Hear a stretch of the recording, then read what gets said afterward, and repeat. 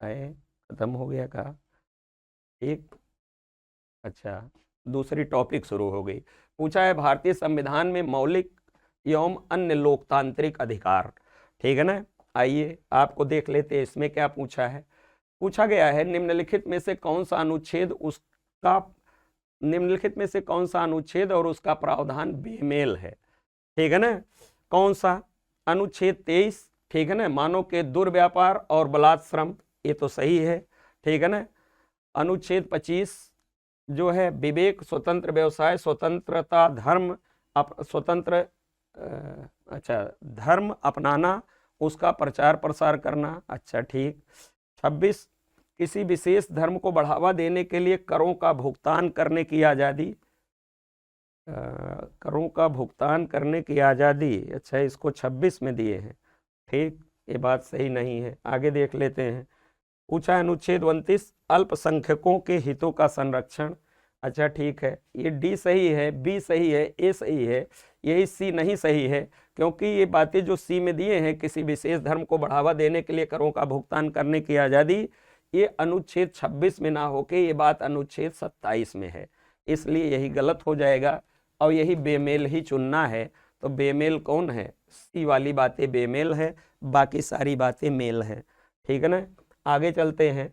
पूछा गया है कि भारतीय संविधान में नागरिकों को निम्नांकित में से कौन से अधिकार दिए गए हैं जिससे उन्हें देश में निष्पक्ष विचारण की सुविधा प्राप्त होना सुनिश्चित होता है। निष्पक्ष विचारण, ठीक है ना, आप पूछ रहा है भारतीय संविधान में नागरिकों को निम्न में से कौन से अधिकार दिए गए जिससे उन्हें देश में निष्पक्ष विचारण की सुविधा प्राप्त होना सुनिश्चित होती है। निष्पक्ष विचारण की सुविधा पहले विकल्प में दिए हैं, किसी भी व्यक्ति को एक ही अपराध के लिए एक से अधिक बार दंडित किया जा सकता है।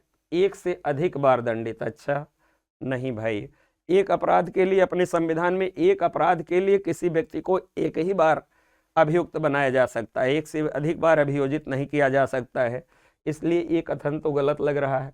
आगे देखिए, पूछा है भूतलक्षी प्रभाव से किसी कृत्य को अवैध यानी विधि विरुद्ध नहीं घोषित किया जाएगा।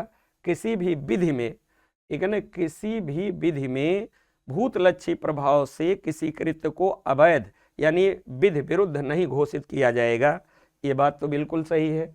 ठीक है ना, दूसरा है किसी भी व्यक्ति को स्वयं के विरुद्ध साक्ष्य प्रस्तुत करने के लिए नहीं कहा जाएगा यानी बाध्य नहीं किया जाएगा। तो ये दोनों बातें आपके अनुच्छेद 20 जिसमें प्राण एवं दैहिक स्वतंत्रता दिया गया है, ये दोनों बातें उसके लिए सही है। तो आपका उत्तर क्या हो, जबकि पहला वाला सही नहीं है। अगर यही दे देता कि किसी भी व्यक्ति को एक ही अपराध के लिए एक से अधिक बार अभियोजित नहीं किया जाएगा तो ये भी सही हो जाता, लेकिन दिया है एक ही अपराध के लिए एक से अधिक बार दंडित किया जा सकता है, इसलिए पहला गलत है। ठीक है ना, बाकी दोनों सही है। तो 2 और 3 जिसमें हो वही आपका उत्तर होगा। तो 2 और 3 कहाँ मिल रहा है? ठीक है ना, ये केवल 2 और 3, यही आपका सी वाला उत्तर हो जाएगा दूसरे प्रश्न का। ठीक, आगे ले चलते हैं। आपको पूछा गया है भारतीय संविधान के अंतर्गत भारतीय नागरिकों को निम्नलिखित में से कौन सी स्वतंत्रता प्राप्त नहीं है। ठीक है ना, भारतीय संविधान के अंतर्गत भारतीय नागरिकों को निम्नलिखित में से कौन सी स्वतंत्रता प्राप्त नहीं है। तो भाषण और अभिव्यक्ति की स्वतंत्रता ये तो प्राप्त है, किस अनुच्छेद के तहत? अनुच्छेद 19(1) का के तहत। ठीक है ना, दूसरा है संघ और समुदाय बनाने की स्वतंत्रता, ठीक, ये भी प्राप्त है। ठीक है ना, किसी देश के किसी भाग में निवास करने की स्वतंत्रता, ये तीनों स्वतंत्रताएं प्राप्त है। ठीक है ना, ये देखिए कि अनुच्छेद 19 के तहत नागरिकों को कुल 7 स्वतंत्रताएं मूल संविधान में प्रदान की गई थी, लेकिन 44वें संविधान संशोधन अधिनियम 1978 द्वारा अनुच्छेद 19(1) जिसमें संपत्ति के अर्जन एवं बैन का अधिकार था को मौलिक अधिकार से निकाल दिया गया। इस प्रकार वर्तमान समय में अनुच्छेद 19 के अंतर्गत कुल 6 स्वतंत्रताएं नागरिकों को प्राप्त हैं। जिसमें आपका जो ए वाला दिया गया है, ए भी प्राप्त है, ए भी प्राप्त है, ए भी प्राप्त है। 6 स्वतंत्रताएं कौन कौन? 19 एक का में वाक्य एवं अभिव्यक्ति की स्वतंत्रता है। 19 एक खा में आपका जो है शांतिपूर्ण एवं निरायुध सम्मेलन की स्वतंत्रता प्राप्त है। 19 एक गा में आपका संगम एवं संघ बनाने की स्वतंत्रता प्राप्त है। 19 एक घा में भारत राज्य क्षेत्र में नागरिकों को अबाध भ्रमण की स्वतंत्रता प्राप्त है, ठीक है ना। और काखा गाघा अंगा में 19 एक अंगा में जो है भारत राज्य क्षेत्र में नागरिकों को कहीं भी आवास बनाने, बस जाने या व्यापार करने की स्वतंत्रता प्राप्त है। और 19 एक चा निर्सित है। 19 एक छा में भारत राज्य क्षेत्र में नागरिकों को कोई भी वृत्ति, व्यवसाय, कारोबार या व्यापार करने की स्वतंत्रता प्राप्त है। यानी 6 स्वतंत्रता वर्तमान समय में अनुच्छेद 19 के अंतर्गत प्राप्त है, जिसमें आपका ए वाला भी प्राप्त है, बी वाला भी प्राप्त है, सी वाला भी प्राप्त है, ठीक है ना। तो विकल्प में दे रहे हैं उपर्युक्त में से एक से अधिक, ठीक है ना। संविधान के अंतर्गत भारतीय नागरिकों निम्न कौन सी स्वतंत्रता प्राप्त नहीं है, ठीक है ना। तो कौन सी स्वतंत्रता प्राप्त नहीं है, ठीक है ना, सभी स्वतंत्रताएं प्राप्त हैं, ठीक है ना। तो आपका उत्तर क्या हो जाएगा? ये हो जाएगा, ठीक है ना। अब ध्यान देना, क्योंकि कौन सी स्वतंत्रता प्राप्त नहीं है पूछ रहा है, तो ये जितने हैं सब के सब प्राप्त हैं, यानी 6 स्वतंत्रताएं प्राप्त हैं, ठीक है ना। कौन सी स्वतंत्रता प्राप्त नहीं है? तो इसको लगवा दें उपर्युक्त में से एक से अधिक, तो क्या हो जाएगा? उपर्युक्त में से एक से अधिक स्वतंत्रताएं प्राप्त नहीं है, जबकि क्या है? सभी की सभी प्राप्त हैं। ये देखो, संगम एवं संघ, ये अब भाषण और अभिव्यक्ति की स्वतंत्रता भी प्राप्त है, संघ समुदाय बनाने की स्वतंत्रता प्राप्त है, देश के किसी भाग में निवास करने की स्वतंत्रता प्राप्त है। तो आपका उत्तर क्या हो जाएगा? यही हो जाएगा, ई हो जाएगा। क्यों? क्योंकि मूल संविधान में अनुच्छेद 19 के अंतर्गत नागरिकों को 7 स्वतंत्रताएं दी गई थी, और 44वें संविधान संशोधन के द्वारा अनुच्छेद 19 एक चाह, जिसमें संपत्ति के अर्जन एवं व्ययन का अधिकार था, को मोरारजी देसाई सरकार के कार्यकाल में मौलिक अधिकार से निकाल दिया गया। इस प्रकार वर्तमान समय में अनुच्छेद 19 के अंतर्गत नागरिकों को 6 स्वतंत्रताएं प्राप्त है, जिसमें ए में दिया गया स्वतंत्रता भी प्राप्त है, बी में दिया गया है, और सी वाला भी प्राप्त है। 6 के अंतर्गत 6 की चर्चा आपके सामने कर दिया। आगे चलिए, पूछा गया है कि मौलिक रूप से भारतीय संविधान द्वारा कितने मौलिक अधिकारों को मान्यता दी गई है? मौलिक रूप से यानी मूल संविधान में तो कितनी दी गई थी? मूल संविधान में कुल 7 मौलिक अधिकार नागरिकों को प्रदान किए गए थे, लेकिन 44वें संविधान संशोधन अधिनियम 1978 द्वारा संपत्ति के अधिकार को मौलिक अधिकार से निकाल दिया गया। संपत्ति के अधिकार को मौलिक अधिकार से निकाल करके अनुच्छेद 300 का में विधिक या कानूनी अधिकार बनाकर रख दिया गया था। विधिक या कानूनी अधिकार बनाकर रख दिया गया था, ठीक है ना। लेकिन अब सुप्रीम कोर्ट ने इसे अपने एक निर्णय में संपत्ति के अधिकार को अब संवैधानिक अधिकार घोषित कर दिया है, ठीक है ना, 10 जुलाई 2008 को इकबाल मिर्ची वाले केस में। तो ध्यान देना, मूल संविधान में संविधान द्वारा कुल 7 मौलिक अधिकार प्रदान किए गए थे, लेकिन 44वें संविधान संशोधन अधिनियम 1978 द्वारा संपत्ति के अधिकार को मौलिक अधिकार से निकालकर अनुच्छेद 300 का में विधिक या कानूनी अधिकार बनाकर रख दिया गया था, जिसे अब सुप्रीम कोर्ट ने अपने एक निर्णय में संवैधानिक अधिकार घोषित कर दिया है। तो 7 थे, एक निकल गया संपत्ति का अधिकार, तो कितने बचे? 6।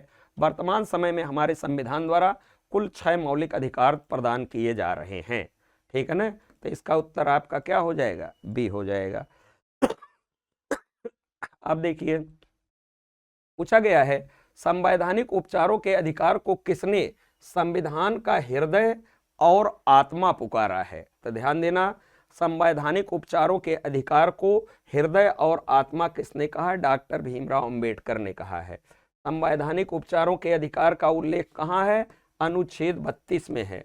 अनुच्छेद 32 को ही संवैधानिक उपचारों का अधिकार कहा जाता है। यह स्वयं में मौलिक अधिकार होते हुए भी अन्य मौलिक अधिकारों का संरक्षक है। इसके महत्व को स्पष्ट करते हुए संविधान निर्मात्री सभा में डॉक्टर भीमराव अंबेडकर ने कहा था कि यदि कोई मुझसे पूछे कि संविधान का वह कौन सा अनुच्छेद है जिसे निकाल देने से संविधान मृतप्राय या शून्यप्राय हो जाएगा, तो मैं अनुच्छेद 32 के सिवाय अन्य किसी का नाम नहीं लूंगा।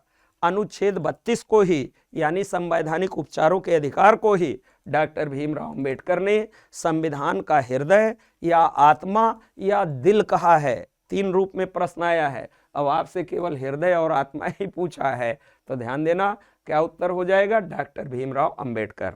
आगे चलते हैं। पूछा गया है निम्न में से किन परिस्थितियों में मौलिक अधिकार का हनन नहीं हो सकता है। ठीक है ना, तो ये देखो, किसी राज्य का कोई नेता दूसरे राज्य के लोगों को काम करने से रोक रहा है, तो इन परिस्थितियों में तो हनन हो रहा है। ठीक है ना, ये देखो पूछ रहा है किसी जन समूह को दिल्ली में तेलुगु माध्यम के स्कूल खोलने की अनुमति नहीं दी जा रही है। ठीक है ना, ये भी क्या है, ये भी उल्लंघन हो रहा है।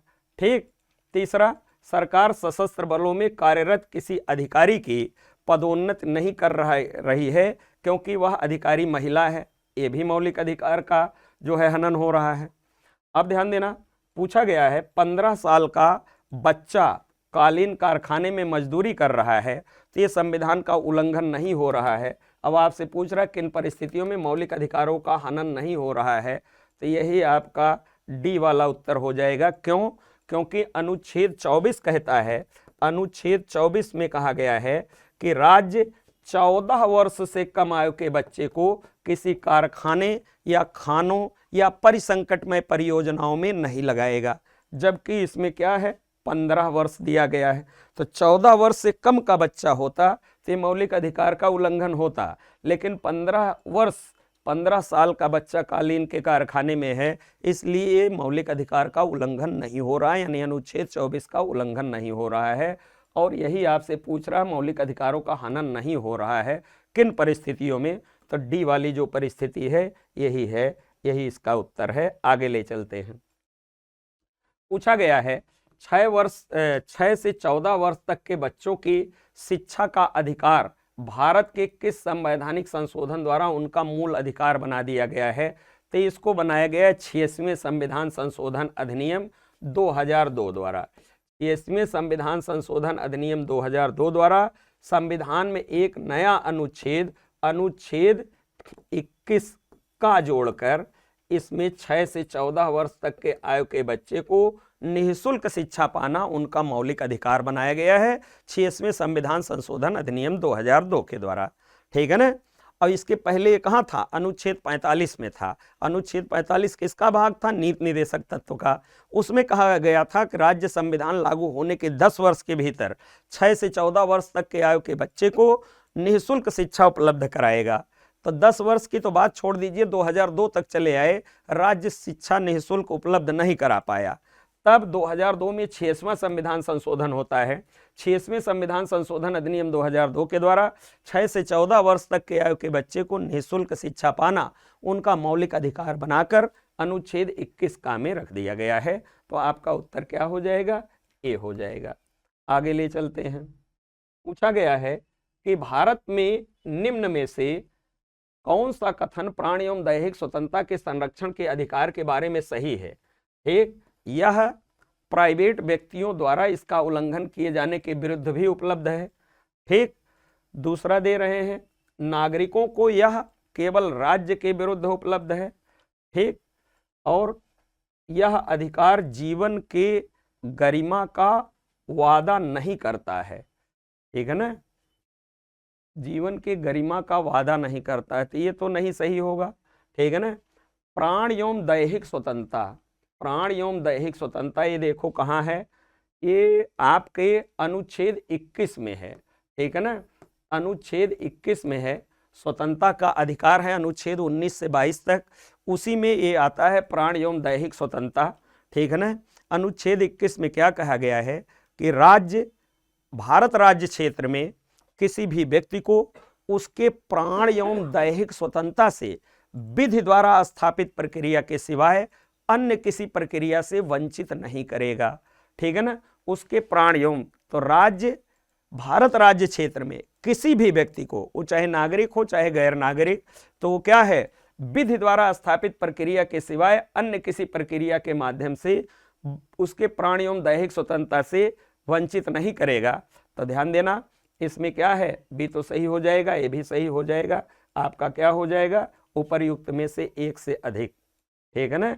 यानी चाहे नागरिक हो चाहे गैर नागरिक, ठीक है ना, प्राइवेट व्यक्ति भी हो तो भी उनको भी यह प्राप्त है, और यह नागरिकों को राज्य के विरुद्ध प्राप्त है, ठीक है ना। तो उत्तर क्या हो जाएगा, डी हो जाएगा। आगे ले चलते हैं। पूछा गया है कि भारत में किसी विधि तथा शासन के कार्य का परीक्षण एवं मूल्यांकन हेतु मानक निम्न में से मुख्यतः किसमें पाया जाता है। राज्य के नीति निर्देशक तत्वों में, ठीक है ना, और संविधान के मौलिक अधिकार में, संविधान की प्रस्तावना में। तो ध्यान देना, विधि के समक्ष समता की बात कौन करता है, मौलिक अधिकार करता है और अनुच्छेद 14 करता है। तो आपका क्या हो जाएगा, मौलिक अधिकारों में, ठीक है ना। आपका उत्तर क्या हो जाएगा, बी हो जाएगा। और मौलिक विधि के समक्ष समता के जो समर्थक हैं, जो इसके प्रतिपादक हैं, वो ब्रिटिश संविधान विधि एबी डाइसी हैं, ठीक है ना। तो ये विधि तथा शासन के कार्यों का परीक्षण एवं मूल्यांकन मुख्यतः ये मौलिक अधिकारों में पाया जाता है, और वो भी अनुच्छेद 14 में पाया जाता है। कहाँ पाया जाता है, अनुच्छेद 14 में। तो उत्तर आपका बी हो जाएगा। आगे ले चलते हैं। पूछा गया है कि अनुच्छेद 352 के तहत राष्ट्रीय आपात के काल के दौरान किस अधिकार को निलंबित नहीं किया जा सकता है। किस अधिकार को, संपत्ति के अधिकार को, ठीक है ना, बोलने और स्वतंत्रता अभिव्यक्ति के अधिकार को, ठीक है ना, कानून के समक्ष समानता के अधिकार को, ठीक है ना। आप पूछ रहा है 352 के तहत भारत में राष्ट्रीय आपातकाल के दौरान किस अधिकार को निलंबित नहीं किया जा सकता है। तो ध्यान देना कि राष्ट्रीय आपातकाल की स्थिति में स्वतंत्रता के सभी अधिकार निलंबित हो जाते हैं, ठीक है ना, या राष्ट्रीय आपातकाल की स्थिति में नागरिकों के सभी मौलिक अधिकार निलंबित हो जाते हैं।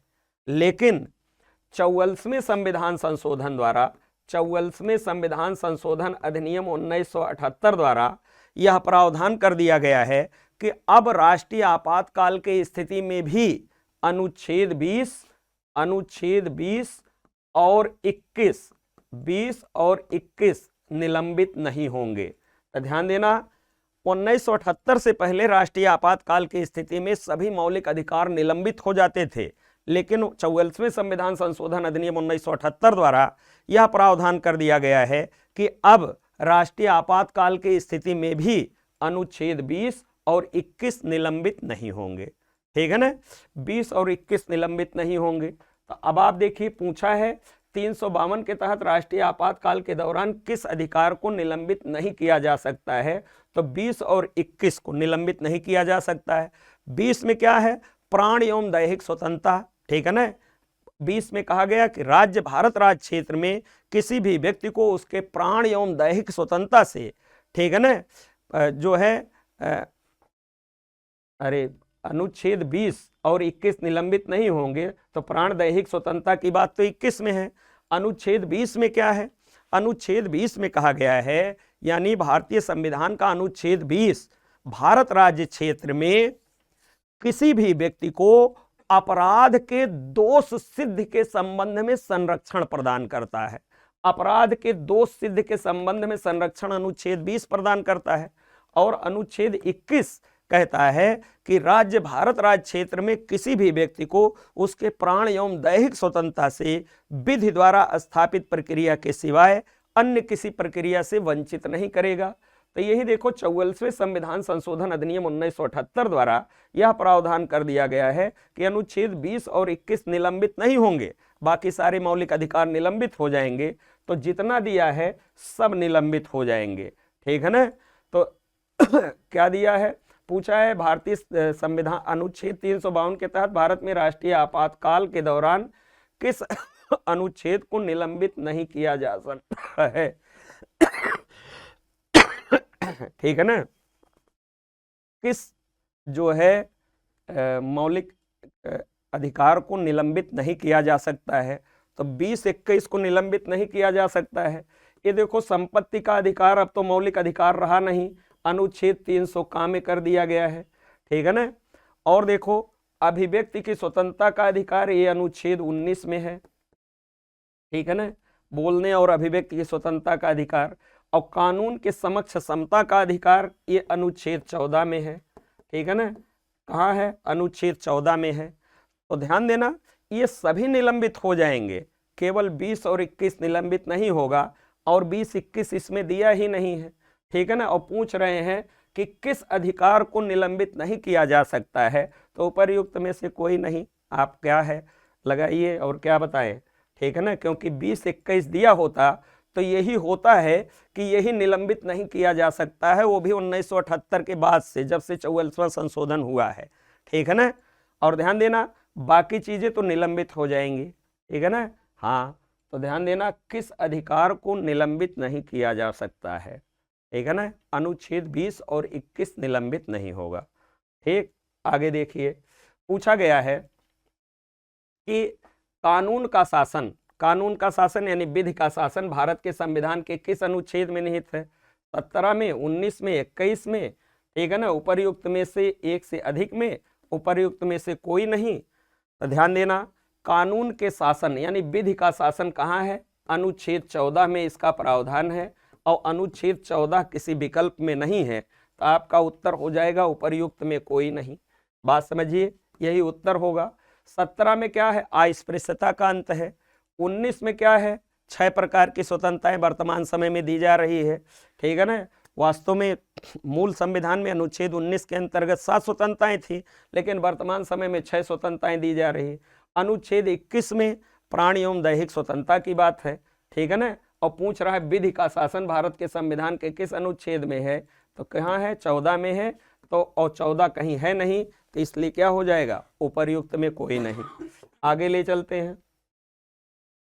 पूछा गया निम्नलिखित में से 1928 में मौलिक अधिकारों के बारे में कहा, मौलिक अधिकारों के बारे में कहा है, यह स्पष्ट है कि हमारा पहला मामला हमारे मौलिक अधिकारों के बारे में होना चाहिए जिनकी गारंटी इस तरह से कि जो किसी भी परिस्थिति में उसकी वापसी की अनुमति ना दी जा सके, ठीक है ना। तो स्वराज्य समिति द्वारा, भारतीय राष्ट्रीय कांग्रेस द्वारा, नेहरू समिति द्वारा, उपर्युक्त में से एक से अधिक और उपर्युक्त में कोई नहीं। तो ये बात किसके द्वारा कहा गया था? नेहरू समिति के द्वारा कहा गया था। आपका उत्तर क्या हो जाएगा? सी सही हो जाएगा, ठीक है ना।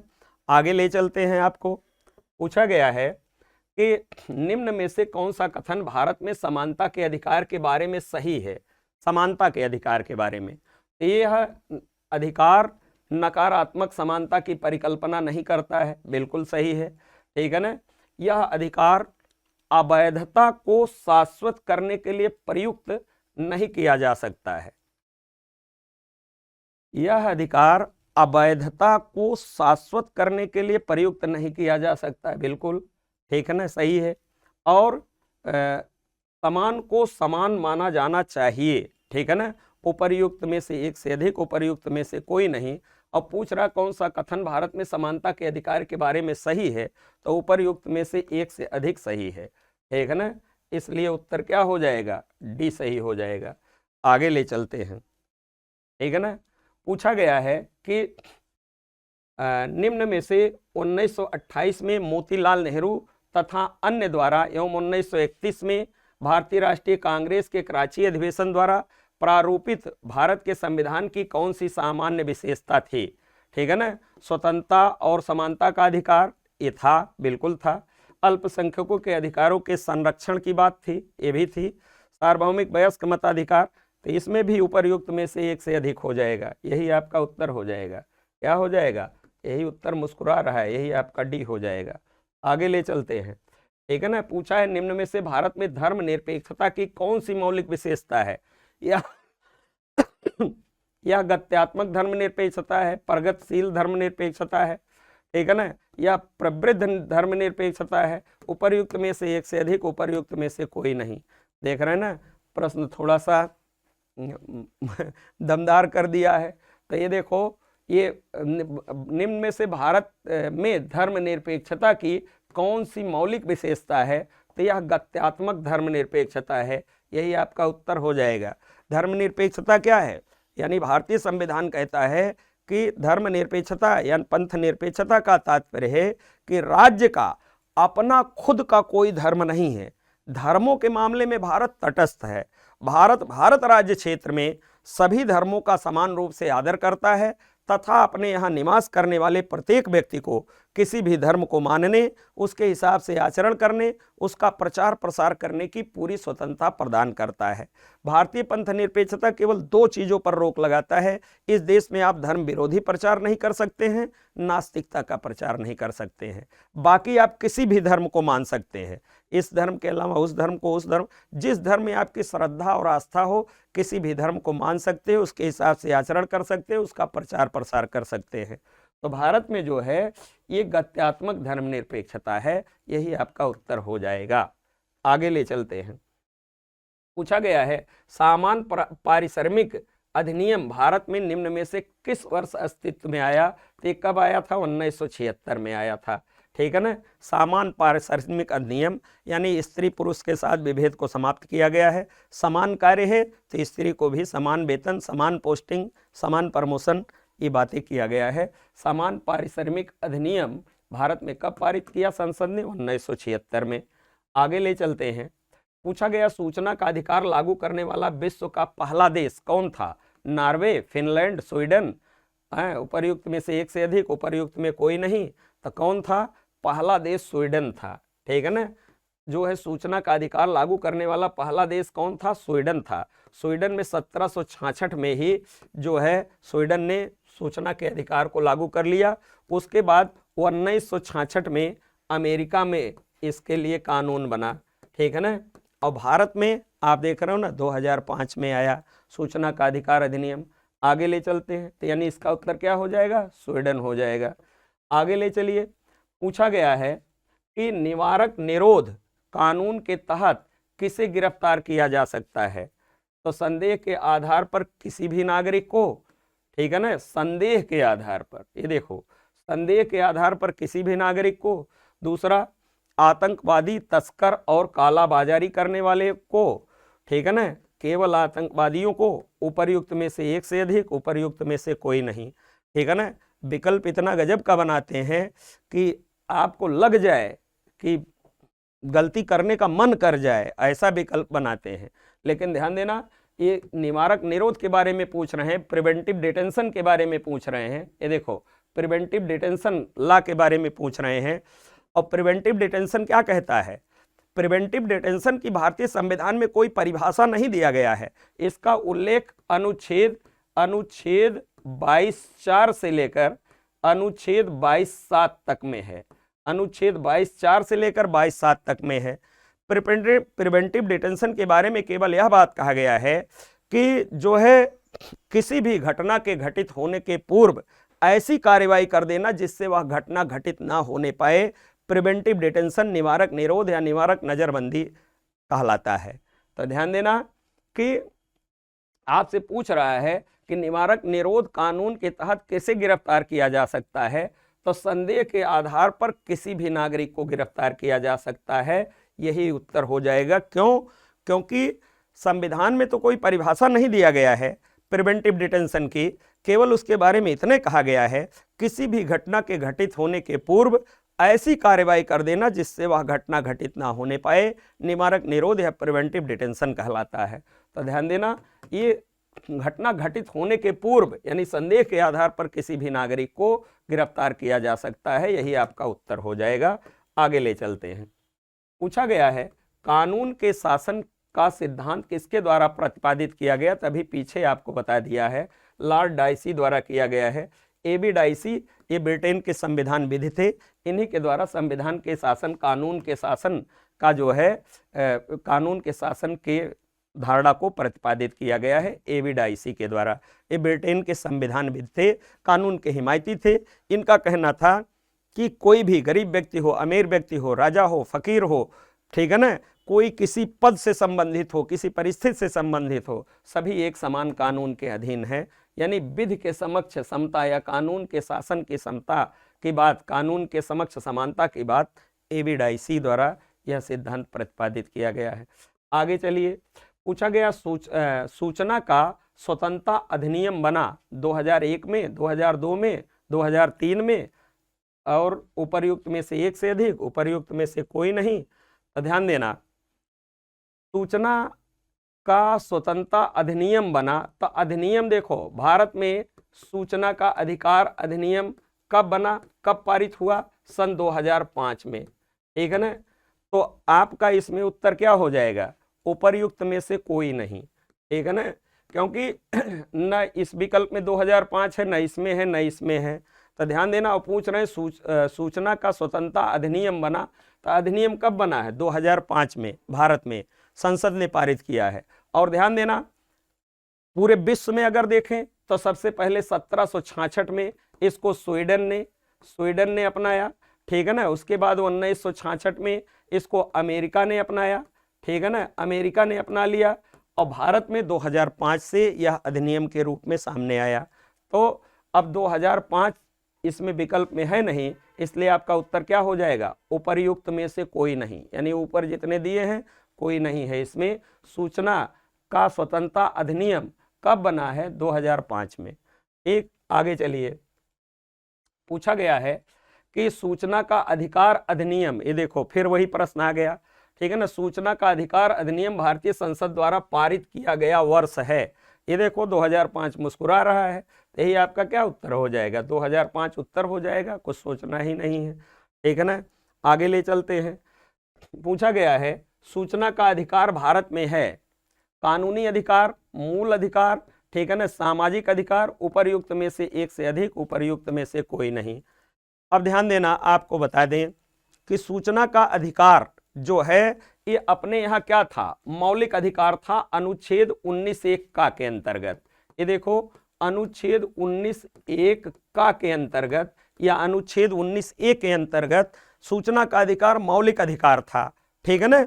लेकिन संसद ने 2005 में अलग से अधिनियम बनाकर, अलग से विधि बनाकर 2005 सूचना का अधिकार अधिनियम 2005 पारित कर दिया। इसलिए 2005 से सूचना का अधिकार विधिक अधिकार, कानूनी अधिकार या लीगल राइट भी हो गया है, ठीक है ना। तो यानी आज के डेट में, यानी 2005 से सूचना का अधिकार विधिक अधिकार, कानूनी अधिकार भी है और अनुच्छेद 19(1) का के अंतर्गत मौलिक अधिकार भी है, ठीक। तो इस हिसाब से आपके इस प्रश्न में उत्तर क्या सही हो जाएगा? डी सही हो जाएगा, एक से अधिक, क्योंकि ए और बी दोनों सही हो जा रहा है। मूल अधिकार भी दिया है, कानूनी अधिकार भी दिया है, तो ठीक है ना।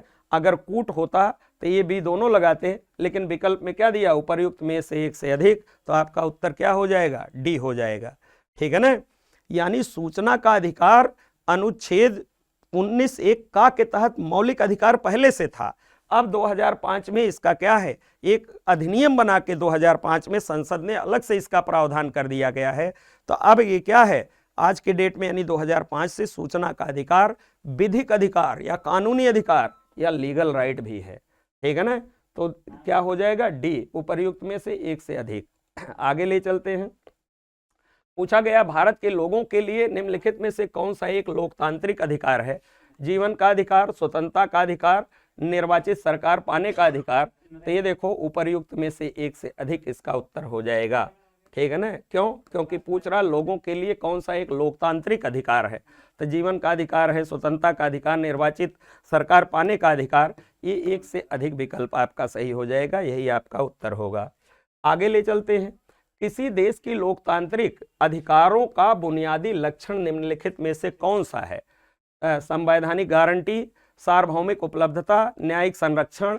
ये देखो, न्यायिक संरक्षण भी है, संवैधानिक गारंटी भी है, यानी एक से अधिक उत्तर इसमें भी हो जाएगा। आगे ले चलते हैं। पूछा है लोगों को लोकतांत्रिक अधिकार क्यों चाहिए? सरकार की जातियों की रक्षा के लिए, बिल्कुल लोगों को लोकतांत्रिक अधिकार चाहिए, सरकार की जाति की रक्षा के लिए भी ये जरूरी है, ठीक है ना। अधिकतम सीमा तक अपने व्यक्तित्व के विकास के लिए, इसके लिए भी है। लोकतांत्रिक परिवेश में जीवन का आनंद लेने, यानी इसमें भी आपका क्या है? एक से अधिक उत्तर हो जाएगा, क्योंकि लोकतांत्रिक अधिकार चाहिए सरकार की जातियों से रक्षा के लिए भी, अधिकतम व्यक्तित्व के विकास के लिए, अधिकतम सीमा तक अपने व्यक्तित्व के विकास के लिए, यानी एक से अधिक उत्तर हो जाएगा आपका डी। आगे देखिए, पूछा गया है कि मौलिक कर्तव्य को किस समिति की सिफारिश पर संविधान में जोड़ा गया? सरदार स्वर्ण सिंह समिति, शाह समिति, जस्टिस वर्मा समिति, उपर्युक्त में से एक से अधिक उपर्युक्त है। तो ध्यान देना, जोड़ने की बात पूछ रहे हैं, किस समिति की सिफारिश के आधार पर जोड़ा गया? तो जोड़ा गया है तो सरदार स्वर्ण सिंह समिति की अनुशंसा के आधार पर। जोड़ने वाली समिति तो सरदार स्वर्ण सिंह समिति है, आपका यही उत्तर हो जाएगा। अगर ये पूछ लेते कि सरदार जो है मौलिक कर्तव्यों से कौन कौन समिति जुड़ी है, तो वर्मा समिति भी जुड़ी है। JS वर्मा समिति जो है 1998-99 में गठित की गई थी मौलिक कर्तव्यों को क्रियान्वित करने के लिए, लागू करने के लिए। लेकिन किन जो है समिति की सिफारिश के आधार पर जोड़ा गया है? तो जोड़ा गया सरदार स्वर्ण सिंह समिति की सिफारिश के आधार पर। सरदार स्वर्ण सिंह समिति कब बैठी थी? 1976 में श्रीमती इंदिरा गांधी जी ने इनको अपने कार्यकाल में गठित कराया था मौलिक अधिकारों के लिए। और सरदार स्वर्ण सिंह समिति में अध्यक्ष समेत कुल 12 सदस्य थे। सरदार स्वर्ण सिंह समिति ने कुल 8 मौलिक कर्तव्यों को जोड़े जाने की सिफारिश किया था और इसमें 2 और मूल कर्तव्य बढ़ाते हुए संसद ने कुल 10 मौलिक कर्तव्यों को 42वें संविधान संशोधन अधिनियम 1976 द्वारा संविधान में जोड़ा। ठीक है ना? तो ध्यान देना, आपका उत्तर क्या हो जाएगा? ये सही हो जाएगा। आगे ले चलते हैं। पूछा गया निम्नलिखित में से किसका संबंध परमादेश से है? परमादेश रिट होती है मैंडमस से, ठीक है ना? मैंडमस जिसको कहते हैं, इसका शाब्दिक अर्थ होता है हम आदेश देते हैं। अनुच्छेद 32 के तहत इसको सुप्रीम कोर्ट जारी करती है, अनुच्छेद 226 के तहत हाई कोर्ट जारी करती है। तो मैंडमस रिट को ही हिंदी में परमादेश कहते हैं। इसका अर्थ होता है हम आदेश देते हैं। यह रिट न्यायालय द्वारा किसी सार्वजनिक व्यक्ति को उसके दायित्व एवं कर्तव्यों का निर्वहन कराने के लिए जारी किया जाता है। ठीक है ना? यदि कोई प्राइवेट व्यक्ति भी सार्वजनिक कार्यों से लगा हुआ है तो उसके विरुद्ध भी यह रिट जारी की जा सकती है। ठीक है ना? लेकिन अपवाद स्वरूप इस रिट को राष्ट्रपति और राज्यपाल के खिलाफ जारी नहीं किया जा सकता है, लेकिन भारत सरकार और राज्य सरकार के विरुद्ध जारी किया जा सकता है। तो परमादेश रिट का संबंध किससे है कि न्यायालय यह देखता है कोई पदाधिकारी अपना विधिक या कर्तव्य पूरा नहीं कर रहा है और किसी व्यक्ति के अधिकार का अतिक्रमण कर रहा है। दूसरा, यदि न्यायालय को यह लगता है कि कोई व्यक्ति किसी पद विशेष को धारण करने का अधिकारी ना होते हुए भी उसे किए हुए है, तो न्यायालय उस व्यक्ति को पद धारक होने से रोक सकता है। अच्छा, ये तो अधिकार परीक्षा रेट में चला जाएगा लड़कों, अधिकार परीक्षा रेट, अधिकार परीक्षा रेट में ये चला जाएगा। ठीक है ना? और तीसरा, न्यायालय यह आदेश देता है कि गिरफ्तार व्यक्ति को उसके सामने उपस्थित किया जाए। ये तो बंदी प्रत्यक्षीकरण रेट में चला जाएगा, बंदी प्रत्यक्षीकरण रेट, बंदी प्रत्यक्षीकरण रेट में चला जाएगा। तो ध्यान देना, ये बंदी प्रत्यक्षीकरण रेट में चला जाएगा। और परमादेश से संबंध पूछ रहा है तो आपका ये वाला विकल्प सही हो जाएगा, यही परमादेश रेट है। ठीक है ना? आगे पूछते हैं, कालीन निर्माण के कारखाने में 13 वर्ष के बच्चे को कार्य करने की स्थिति में निम्नलिखित किस मूल अधिकार का उल्लंघन होता है? TGT में पूछा हुआ, DSSB में। तो देखो, संवैधानिक उपचारों का अधिकार ये तो अनुच्छेद 32 में है। ठीक है ना? इसका उल्लंघन नहीं हो रहा है। संस्कृति एवं शिक्षा संबंधी अधिकार ये अनुच्छेद 29-30 में है, ये उल्लंघन नहीं हो रहा है। स्वतंत्रता का अधिकार अनुच्छेद 19 से 22 में है, इसका भी उल्लंघन नहीं हो रहा है। शोषण के विरुद्ध अधिकार, इसी का उल्लंघन हो रहा है। ये कहां से कहां तक है? अनुच्छेद 23 और 24 में है। ठीक है ना? तो आपका अनुच्छेद 24 कहता है कि राज्य 14 वर्ष से कम आयु के बच्चे को किसी कारखानों या खारों या परिसंकटमय परियोजनाओं में नहीं लगाएगा। तो ये में 13 वर्ष के बच्चे को कालीन उद्योग में लगाया जा रहा है, तो इसी का उल्लंघन हो रहा है, अनुच्छेद 24 का। यही आपका उत्तर हो जाएगा C। ठीक है ना? आगे ले चलते हैं। किसी भी व्यक्ति को उसके जीवन के व्यक्तिगत स्वाधीनता से वंचित नहीं किया जाना चाहिए, यह प्रावधान भारतीय संविधान के किस अनुच्छेदों के द्वारा है? ठीक है ना? किसी भी व्यक्ति को उसके जीवन या व्यक्तिगत स्वाधीनता से वंचित नहीं किया जाना चाहिए। तो ये देखो, प्राण एवं दैहिक स्वतंत्रता की बात अनुच्छेद 21 में है। तो यही आपका क्या हो जाएगा? उत्तर हो जाएगा, उसके जीवन और व्यक्तिगत स्वाधीनता से वंचित नहीं, क्योंकि अनुच्छेद 21 कहता है कि राज्य भारत राज्य क्षेत्र में किसी भी व्यक्ति को उसके प्राण एवं दैहिक स्वतंत्रता से विधि द्वारा स्थापित प्रक्रिया के सिवाय अन्य किसी प्रक्रिया से वंचित नहीं करेगा। ठीक है ना? तो ये उसका उत्तर ये डी हो जाएगा। 25 में देखो, प्रत्येक व्यक्ति को भारत राज्य क्षेत्र में अपने अंतःकरण की स्वतंत्रता तथा किसी भी धर्म को अबाध रूप से मानने, उसके हिसाब से आचरण करने, उसका प्रचार प्रसार करने की छूट दी गई है। 16 में लोक नियोजन के विषयों में अवसर की समानता प्रदान किया गया है। 18 में उपाधियों का अंत किया गया है। तो अपने प्रश्न का उत्तर याद रखना, बाकी बातें याद रखना।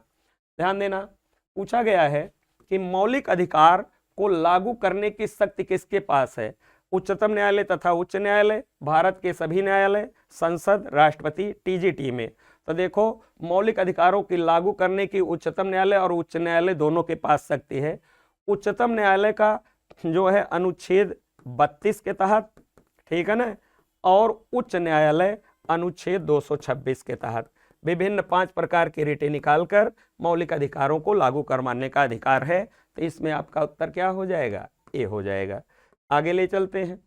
पूछा गया है, संवैधानिक उपचारों के अधिकार को किसने हमारे संविधान का हृदय और आत्मा पुकारा है? अभी पीछे मुलाकात हुई है, डॉक्टर भीमराव अंबेडकर ने मौलिक अधिकार अनुच्छेद 32 को यानी संवैधानिक उपचारों के अधिकार को संविधान का हृदय व आत्मा व दिल कहा है। ठीक है ना? हाँ, आगे ले चलते हैं। पूछा गया है, निम्नलिखित में से कौन सा मौलिक अधिकार नहीं है? समानता का अधिकार, ये मौलिक अधिकार है। शोषण के विरुद्ध अधिकार, ये मौलिक अधिकार है। धार्मिक स्वतंत्रता का अधिकार, ये भी मौलिक अधिकार है। संपत्ति का अधिकार, ये मौलिक अधिकार था, बात समझिएगा, अब है नहीं। ठीक, हाँ, ये क्या है? मौलिक अधिकार नहीं है। कौन? संपत्ति का अधिकार, ये मौलिक अधिकार था पहले मूल संविधान में। जब हमारे संविधान में 7 मौलिक अधिकार जुड़े थे तो उसमें संपत्ति का अधिकार भी एक मौलिक अधिकार के रूप में शामिल था। लेकिन 44वें संविधान संशोधन अधिनियम 1978 द्वारा तत्कालीन प्रधानमंत्री मोरारजी देसाई के कार्यकाल में संपत्ति के अधिकार को मौलिक अधिकार से निकालकर इसे अनुच्छेद 300 का में विधिक या कानूनी अधिकार बनाकर रख दिया गया था। लेकिन अब सुप्रीम कोर्ट ने अपने एक निर्णय में संपत्ति के अधिकार को संवैधानिक अधिकार घोषित कर दिया है, जिसका उल्लेख कोई किताब नहीं कर रही है, केवल एनसीईआरटी कर रही है। तो आपको जो बता रहे हैं ये स्रोत आपको कहाँ मिलेगा? एनसीईआरटी में मिलेगा। और ध्यान देना, या तो आप जाके देख लीजिएगा, सुप्रीम कोर्ट का डिसीजन आया है। ध्यान देना, 10 जुलाई 2008 को इकबाल मिर्ची वाले केस में सुप्रीम कोर्ट ने संपत्ति के अधिकार को संवैधानिक अधिकार घोषित कर दिया है। ठीक है ना? जबकि जब 44वें संशोधन द्वारा हटाया गया था, जब 300 का में रखा गया था, तब इसको विधिक या कानूनी अधिकार बनाकर रखा गया था। लेकिन अब सुप्रीम कोर्ट ने संपत्ति के अधिकार को एक संवैधानिक अधिकार घोषित कर दिया है अपने डिसीजन में। और ध्यान देना, संविधान की अंतिम व्याख्या करने का अधिकार अपने सुप्रीम कोर्ट को ही है। ठीक है ना? आगे चलते हैं। पूछा गया है कि किसी कारखाने या खाने में कार्य करने के लिए न्यूनतम स्वीकार्य आयु क्या है? 12 वर्ष, 14 वर्ष, 16 वर्ष, 18 वर्ष। तो क्या है? 14 वर्ष। 14 वर्ष से कम आयु के बच्चे को नहीं लगाया जा सकता है, 14 वर्ष से ऊपर के बच्चों को लगाया जा सकता है, 14 वर्ष या 14 वर्ष से। तो इसमें आपका उत्तर क्या हो जाएगा? बी हो जाएगा। आगे ले चलते हैं। पूछा गया है, अवैध ढंग से हिरासत में लिए गए व्यक्ति को रिहा करने के लिए अदालतों द्वारा जारी की जा सकती है रिट कौन सी? ठीक है ना? अवैध रूप से अधिकार परीक्षा रिट और मनाही रिट का प्रोविशन, ठीक है ना, और बंदी प्रत्यक्षीकरण रिट, उत्प्रेषण रिट। तो ध्यान देना, अवैध रूप से गिरफ्तार किए गए व्यक्ति को, ठीक है ना, अदालतों द्वारा कौन सा रिट जारी की जा सकती है? तो यही आपका बंदी प्रत्यक्षीकरण रिट जारी किया जा सकता है, जिसे आप कहते हो हाइबियस कॉर्पस। हाइबियस कॉर्पस का शाब्दिक अर्थ होता है सशरीर उपस्थित करना, सशरीर उपस्थित करना। ठीक है ना? इसका शाब्दिक अर्थ होता है सशरीर उपस्थित करना। ठीक है ना? यह रिट न्यायालय द्वारा बंदी बनाने वाले व्यक्ति के विरुद्ध जारी किया जाता है और कहा जाता है बंदी बनाए गए व्यक्ति को एक निश्चित अवधि में एक निश्चित स्थान पर सशरीर उपस्थित करें तथा बंदी बनाए जाने के कारणों से न्यायालय को तत्काल अवगत करें। यदि बंदी बनाए जाने का कारण अवैध है तो न्यायालय इसे तुरंत रिहा कर सकता है। यह रिट सबसे पुरानी रिट है। बंदी प्रत्यक्षीकरण रिट को व्यक्तिगत स्वतंत्रता का निजी आधार कहा जाता है।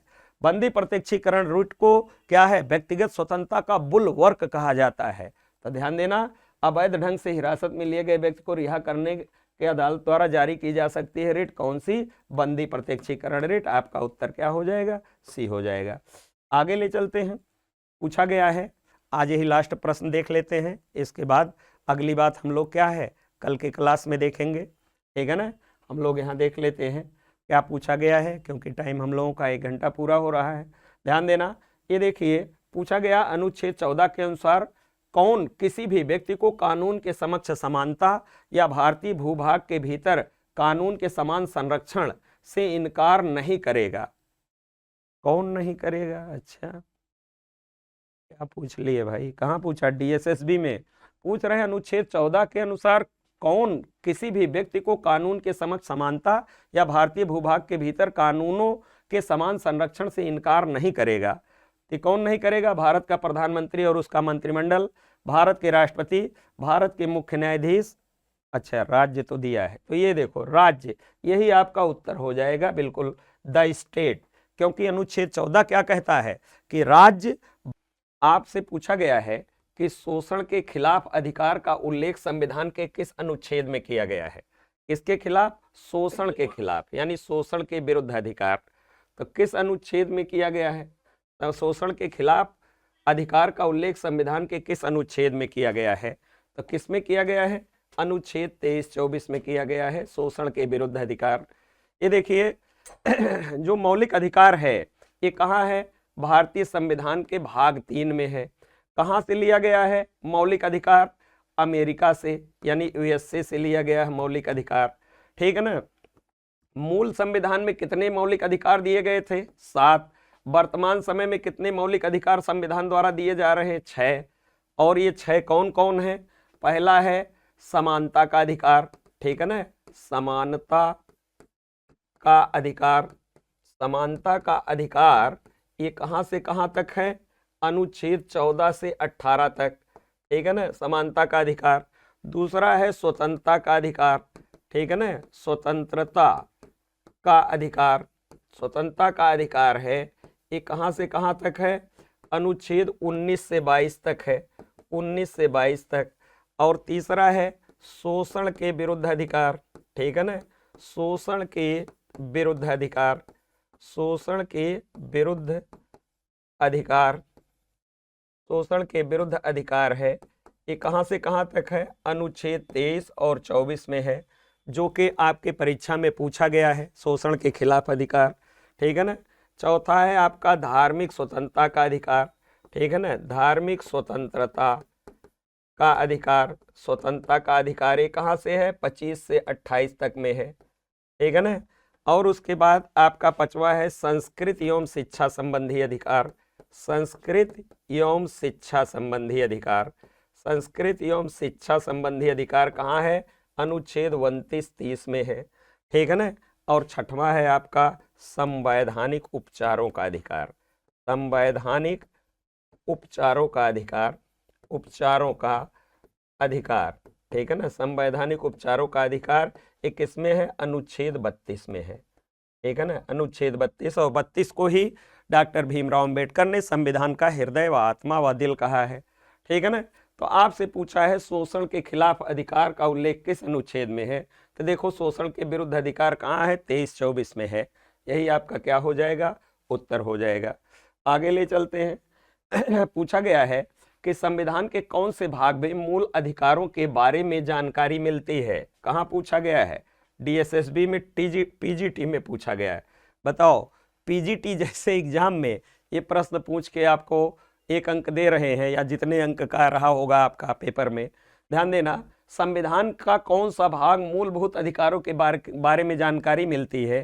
तो यही देखो भाग 3, यही आपका क्या है? यही आपका मुस्कुरा रहा है, यही मूलभूत अधिकारों के बारे में जानकारी मिलती है। ये देखो मूलभूत अधिकार का उल्लेख कहाँ है? भारतीय संविधान के भाग 3 में। कहाँ से लिया गया है? USA से लिया गया है, ठीक है ना। मौलिक अधिकारों का उल्लेख संविधान के किस अनुच्छेद से किस अनुच्छेद तक है? अनुच्छेद 12 से लेकर 35 तक में है, भाग 3 में अनुच्छेद 12 से 35 तक में है, ठीक है ना। भारतीय संविधान के भाग 3 को, यानी मौलिक अधिकारों वाले भाग को, भारत का मैग्ना कार्टा कहा जाता है। मैग्ना कार्टा का अर्थ होता है अधिकार पत्र, ठीक है ना। तो आपका उत्तर क्या हो जाएगा? सी हो जाएगा। अब देखो, भाग 1 है, भाग 1 में संघ एवं उसके राज्य क्षेत्र हैं, भाग 2 में क्या है, नागरिकता है, और भाग जो है 5 में क्या है, संघ के बारे में प्रावधान है। तो ध्यान देना, अपने प्रश्न का उत्तर याद रखना, बाकी बातें याद रखना। आगे ले चलते हैं। पूछा गया है भारत के नागरिक कुल कितने मूलभूत अधिकार का अनुभव करते हैं। तो अभी पिछले क्वेश्चन में आपको बताया कि कुल 6 मूलभूत अधिकारों का अध्ययन करते हैं, ठीक है ना, 6 मूलभूत अधिकारों का अनुभव करते हैं। यानी मूल संविधान जो हमारा था, मूल संविधान का मतलब जो संविधान 26 जनवरी 1950 को लागू किया गया था, मूल संविधान में हमारे संविधान द्वारा 7 मौलिक अधिकार प्रदान किए गए थे।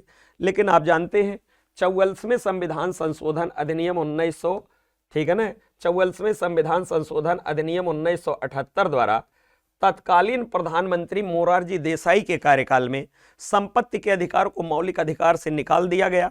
इसलिए अब 1978 से हमारे पास कितने मौलिक अधिकार बचे, 6 बचे। तो पूछ रहा है भारत के नागरिक कुल कितने मूलभूत अधिकारों का अनुभव करते हैं, तो आप क्या बताओगे, 6 बताओगे।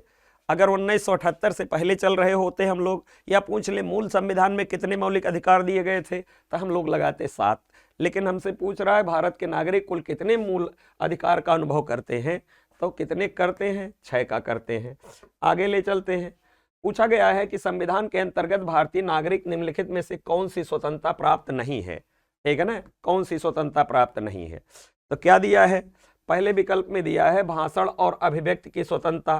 तो ये दिया गया है कहाँ, अनुच्छेद 19(1) का में है, ठीक है ना, वाक एवं अभिव्यक्ति की स्वतंत्रता, ठीक है ना, तो ये मिला हुआ है। दूसरा, समुदाय संघ व समुदाय बनाने की स्वतंत्रता, ये भी मिला हुआ है कहाँ, अनुच्छेद 19(1) गा में दिया गया है, ठीक है ना। और तीसरा, देश के किसी भी भाग में निवास करने की स्वतंत्रता, काखा गाघा अंगा, ये भी मिला हुआ है, ये अनुच्छेद 19(1) अंगा में मिला हुआ है, ठीक है ना।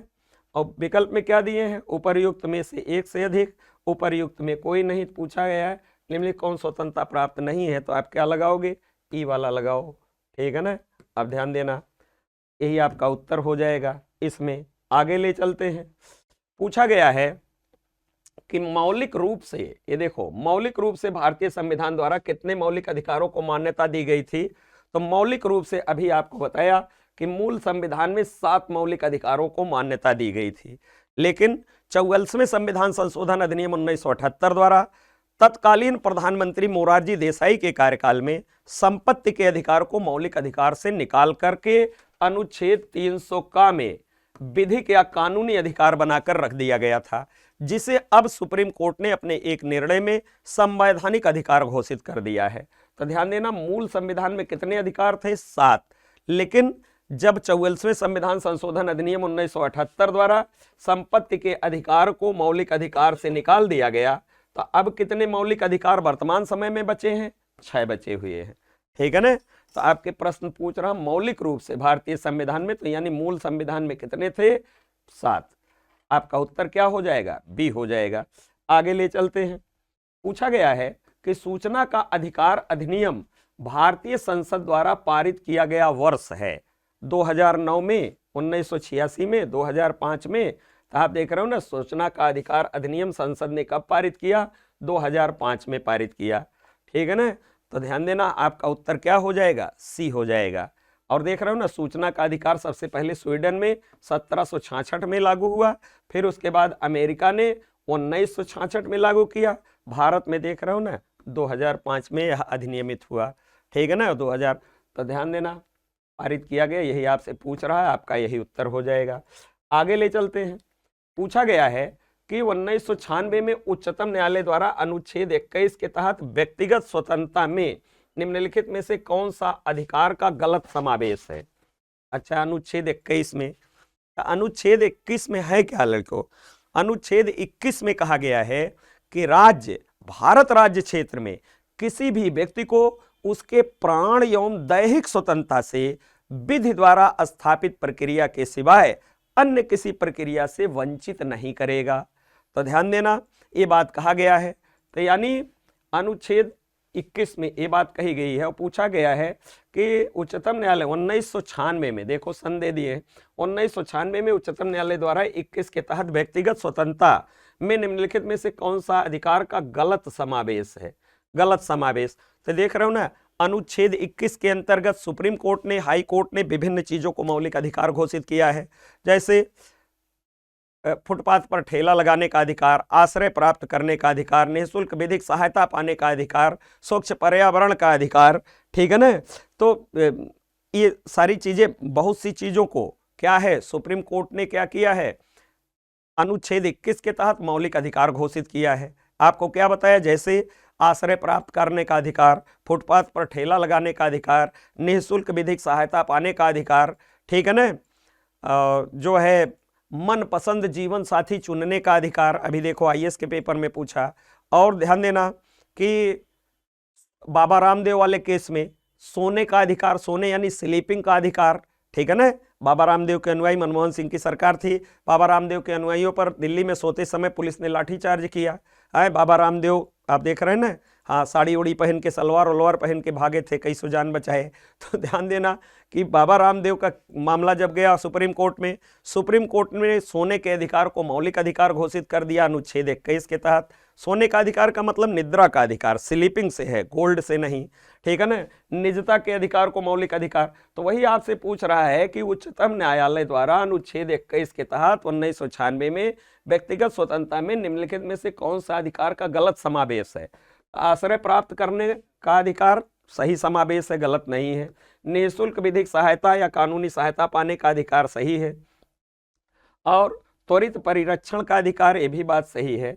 और निजी अस्पताल में समय पर चिकित्सीय उपचार का अधिकार, ये बातें जो है ये गलत समावेश है, इसका समावेश 1996 में नहीं था। निजी अस्पताल में चिकित्सीय उपचार का जो है अधिकार जो दिया गया है, यही आपका गलत समावेश है, यही आपका उत्तर हो जाएगा, यानी डी हो जाएगा।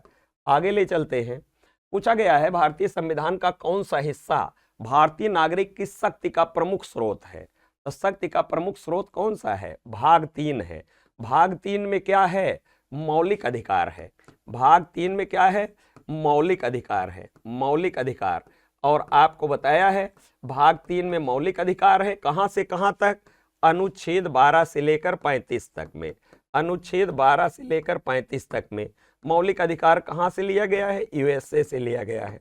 तो भारतीय संविधान के भाग 3 को, यानी मौलिक अधिकारों वाले भाग को, भारत का मैग्ना कार्टा कहा जाता है, यानी अधिकार पत्र कहा जाता है भाग 3 को। तो भारतीय संविधान का कौन सा हिस्सा भारतीय नागरिकों की शक्ति का प्रमुख स्रोत है? तो यही भाग 3 स्रोत है, यही आपका उत्तर हो जाएगा, ए वाला, ठीक है ना। भाग 6 में देख रहा हूं ना राज्य है, भाग 5 में संघ है, और भाग 7 इस समय निरसित है, ठीक है ना। तो उत्तर आपका क्या हो जाएगा? ए हो जाएगा। बाकी बातें भी ध्यान में रखना। आगे ले चलते हैं। पूछा गया है कौन सा अनुच्छेद भारतीय नागरिकों को राजनीतिक पार्टी का गठन का अधिकार देता है? राजनीतिक पार्टी का, देख रहे हो लड़कियों ने थोड़ा सा घुस के पूछे हैं बातें, ठीक है ना। कहाँ पूछा है? डीएसएसबी में, टीजीटी में पूछे। अच्छा, मास्टर भैया लोगों से पूछा है। तो ध्यान देना, आपको बताया है जो स्वतंत्रता का अधिकार है भारतीय संविधान में भाग 3 में मौलिक अधिकार वाले चैप्टर में जो स्वतंत्रता का अधिकार है, कहां से कहां तक है? अनुच्छेद 19 से 22 तक। तो अनुच्छेद 19 में, अनुच्छेद 19 के अंतर्गत नागरिकों को मूल संविधान में 7 स्वतंत्रताएं प्रदान की गई थी, लेकिन 44वें संविधान संशोधन अधिनियम 1978 द्वारा तत्कालीन प्रधानमंत्री मोरारजी देसाई के कार्यकाल में अनुच्छेद 19(1)(चा), अनुच्छेद 19(1)(चा, जिसमें संपत्ति के अर्जन एवं बैन का अधिकार था, इसको निकाल दिया गया। तो ध्यान देना, मूल संविधान में अनुच्छेद 19 के अंतर्गत नागरिकों को कुल 7 स्वतंत्रताएं प्राप्त थी, लेकिन 44वें संविधान संशोधन अधिनियम 1978 द्वारा अनुच्छेद 19(1)(चा, जिसमें संपत्ति के अर्जन एवं बैन का अधिकार था, को निकाल दिया गया। इस प्रकार वर्तमान समय में अनुच्छेद 19 के अंतर्गत नागरिकों को कुल 6 स्वतंत्रताएं प्रदान की जा रही हैं, जो कि अनुच्छेद 19(1) का से लेकर 19(1) जो है छा तक हैं, ठीक है ना। अब ध्यान देना, तो उसमें आपसे क्या पूछ रहा, अब देखो अनुच्छेद 19(1) का में क्या है, अनुच्छेद 19(1) का में दिया गया है वाक एवं अभिव्यक्ति की स्वतंत्रता। और ध्यान देना, इसी वाक एवं अभिव्यक्ति की स्वतंत्रता के अंतर्गत प्रेस की स्वतंत्रता, सूचना पाने का अधिकार, व्यवसायिक विज्ञापन का अधिकार, झंडा फहराने का अधिकार, मौन रहने का अधिकार, फैशन का अधिकार, नुक्कड़ नाटक का अधिकार, सब इसी वाक एवं अभिव्यक्ति की स्वतंत्रता के अंतर्गत आता है, जो कि अनुच्छेद 19(1) का में दिया गया है। अनुच्छेद 19(1) का में शांतिपूर्ण एवं निरायुध सम्मेलन की स्वतंत्रता प्रदान किया गया है। और 19(1) गा में जो है संगम एवं संघ बनाने की स्वतंत्रता प्रदान किया गया है। संगम एवं संघ बनाने की स्वतंत्रता जो प्रदान किया गया है, इसी संगम एवं संघ बनाने की स्वतंत्रता के अंतर्गत ही भारत में प्रेशर ग्रुप का निर्माण होता है, विभिन्न राजनीतिक दलों का निर्माण होता है। और वही आपके यहाँ पूछा गया है कि भारतीय संविधान का कौन सा अनुच्छेद भारतीय नागरिकों को राजनीतिक पार्टी के गठन का अधिकार प्रदान करता है, तो अनुच्छेद 19(1) गा प्रदान करता है। और जो कि आपको अनुच्छेद 19 के रूप में यही आपके सामने मुस्कुरा रहा है, यही आपका क्या उत्तर हो जाएगा, बी उत्तर हो जाएगा। 19(1) गा में है संगम एवं संघ बनाने का अधिकार, और इसी के तहत अपने यहाँ प्रेशर ग्रुप, विभिन्न राजनीतिक दल या पार्टी का निर्माण होता है। और 19(1) घा में भारत राज्य क्षेत्र में नागरिकों को अबाध भ्रमण की स्वतंत्रता प्रदान किया गया है। 19(1) अंगा में भारत राज्य क्षेत्र में नागरिकों को जो है भारत देश के अंदर कहीं भी आवास बनाने, बस जाने या निवास करने की स्वतंत्रता प्रदान किया गया है। 19(1) चा निरसित है, ठीक है ना। और 19(1) छा में कहा गया कि भारत राज्य क्षेत्र में नागरिकों को कोई भी वृत्ति, व्यवसाय, कारोबार या व्यापार करने की स्वतंत्रता प्रदान की गई है। तो आपका उत्तर क्या हो जाएगा, बी हो जाएगा। आगे ले चलते हैं। पूछा गया है कि संविधान में कहा गया कि सभी अल्पसंख्यक धार्मिक भाषाई अपनी संस्कृति को संरक्षित और विकसित करने के लिए अपने स्वयं के शैक्षणिक संस्थान स्थापित कर सकते हैं, ठीक है ना। अब संविधान में ये बात कहाँ कहा गया है, अभिव्यक्ति की स्वतंत्रता में ये क्या है, स्वतंत्रता का अधिकार है। संस्कृति एवं शिक्षा का अधिकार, स्वतंत्रता का अधिकार, धार्मिक स्वतंत्रता का अधिकार। तो ये देखो, संविधान में कहा गया कि सभी अल्पसंख्यक धार्मिक भाषाई अपनी संस्कृत को संरक्षित और विकसित करने के लिए स्वयं के शैक्षिक संस्थान की स्थापना कर सकते हैं। ये संस्कृत एवं शिक्षा संबंधी अधिकार के अंतर्गत आता है। अनुच्छेद 29(30) में है, ये क्या है, संस्कृत एवं शिक्षा संबंधी अधिकार, जिसमें अनुच्छेद 30 में यह बातें कही गई है। कहाँ कहा गया है, अनुच्छेद 30 में यह बातें कहा गया है कि भारत राज्य क्षेत्र में अल्पसंख्यक वर्ग के नागरिकों को धर्म या भाषा पर आधारित अपनी रुचि के किसी भी शिक्षा संस्था की स्थापना करने और उस पर प्रशासन करने का अधिकार होगा, ऐसा बात अनुच्छेद 30 कहता है। और ये कहाँ आता है, अनुच्छेद 29(30) संस्कृत एवं शिक्षा संबंधी अधिकार के अंतर्गत आता है। इसलिए आपका उत्तर बी सही हो जाएगा। और यही आपसे पूछा है, संविधान में कहा गया है सभी अल्पसंख्यक धार्मिक भाषाई अपनी संस्कृति को संरक्षित और विकसित करने के लिए अपने स्वयं के शैक्षिक संस्थान की स्थापना कर सकते हैं। ये संस्कृति एवं शिक्षा संबंधी अधिकार का अनुच्छेद 30 कहता है। एक आगे ले चलते हैं आपको। ये देखिए, पूछा है भारतीय संविधान के समता के अधिकार के अंतर्गत निम्नलिखित में से कौन सा अनुच्छेद नहीं है। तो ध्यान देना, समता का जो अधिकार है, समता का अधिकार अनुच्छेद 14 से लेकर 18 तक में है, ठीक है ना, समता के अधिकार का वर्णन। और पूछ रहा है कि संविधान में समता के अधिकार के अंतर्गत निम्नलिखित में कौन शामिल नहीं है। DSSB में पूछा है, TGT में, तो 14 से लेकर 18 तक जो हो वही शामिल है, जो नहीं हो वो शामिल नहीं है। ये देखो 14 से लेकर 18 तक, तो देखो 17 क्या है, 14 से 18 के बीच में है, 15 क्या है, 14 से 18 के बीच में है, 18 भी क्या है, तो ध्यान देना यही 13 क्या है, 14 से 18 के बीच में नहीं है। और पूछ रहा है समता के अधिकार के अंतर्गत कौन शामिल नहीं है, तो यही आपका सी विकल्प अनुच्छेद 13। चिल्ला के कह रहा हम ही तो उत्तर है आपके, हमसे लेते क्यों नहीं एक नंबर। तो ये ले लो तुरंत अनुच्छेद 13 लगा के, क्योंकि समता का अधिकार का वर्णन जो है अनुच्छेद 14 से लेकर 18 तक के अनुच्छेदों में है, और 13 जो है ये 14 और 18 के बीच में नहीं आ रहा है। यही आपका उत्तर होगा। आगे ले चल रहे हैं। पूछा गया है भारतीय संविधान में मूल अधिकारों के संदर्भ में निम्नलिखित में से कौन सा कथन सही नहीं है। ठीक है ना, भारतीय संविधान में मूल अधिकारों के संदर्भ में कौन सा कथन, ठीक है ना, सही नहीं है। ये देखो, संस्कृति एवं शिक्षा का अधिकार मूल अधिकार है, तो बिल्कुल सही है।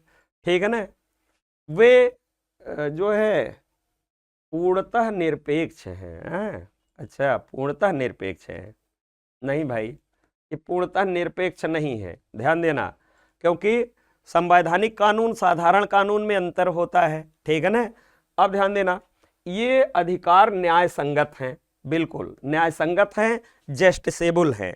ठीक है ना, न्यायपालिका द्वारा फोर्सेबल है, यानी प्रवर्तनीय है, न्याय संगत है, जस्टिसेबल है, बिल्कुल सही है।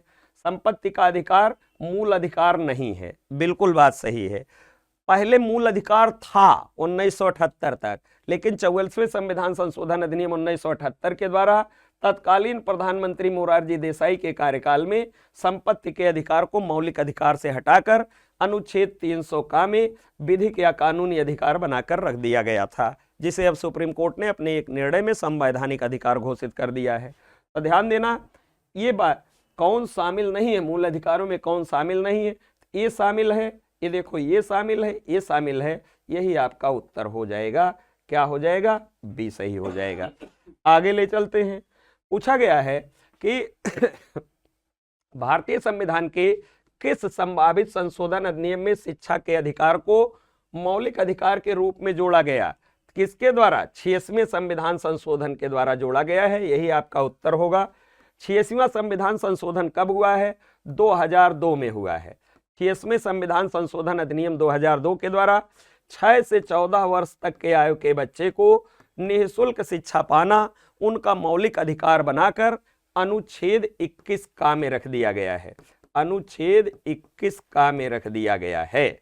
ठीक है ना, और ध्यान देना, जिस समय शिक्षा के अधिकार को मौलिक अधिकार बनाया जा रहा था, उस समय भारत के प्रधानमंत्री जो है स्वर्गीय अटल बिहारी वाजपेयी जी थे। ठीक है ना, तो ध्यान देना, अटल बिहारी वाजपेयी जी के पूर्व प्रधानमंत्री श्री अटल बिहारी वाजपेयी जी के समय में जो है क्या है, इसको जोड़ा गया है, शिक्षा के अधिकार को मौलिक अधिकार बनाया गया है। आपका उत्तर क्या हो जाएगा? बी हो जाएगा। आगे ले चलते हैं। क्या पूछा गया है? तो पूछा गया है किसी